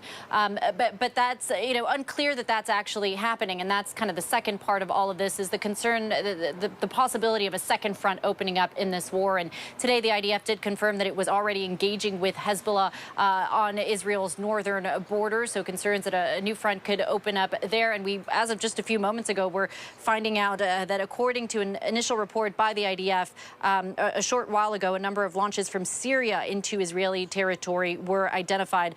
Part of the launches crossed into Israeli territory and presumably fell in an open area. Details to follow. But so we are seeing this, it appears that this war is starting to spill out into other parts. And worth mentioning also the relationship with Egypt, concerns about how everything that's going on in Gaza could also affect the Israeli-Egyptian relationship. And so real concerns about how this could really just change the face of the Middle East, guys. And there's a huge concern, clearly, the hostage situation. Also, now we are learning definitely among those held hostage are Americans. And now we see that Secretary Austin, Secretary of Defense, is offering Israel special operations assistance now for a hostage rescue. He is saying not only are we offering help, we have people on the ground that have small cell, the liaison cell, and has established contact with operators, special operators, and we will continue to help with intelligence and planning as things go along. So clearly, it looks like the U.S. is on the record going forward to do whatever it can to support Israel in bringing hostages home there in the region and here in the United States. That's right, yeah, and we heard that from President Biden today. He talked about how bringing Americans home, American hostages, not just in Israel, but around the world, how that was a top priority for him. And then we heard from Jake Sullivan as well afterwards. He talked about the numbers of Americans that are missing. He said there are 20 or more Americans who are missing. He said that doesn't necessarily mean hostages. It's just 20 Americans right now that are unaccounted for. And so U.S. officials, insist that they're going to be doing everything they can to bring them home. We did hear from some Americans, though, whose loved ones have gone missing earlier today, and they want to see the government do more. They want to hear, directly from President Biden, and they want to hear more from the U.S. State Department. Inez, appreciate your reporting. Coming up, President Biden speaking just moments ago, but without a functioning Congress to make policy. Some limits to how the U.S. can offer aid to Israel. They'll have the chaos on Capitol Hill up next.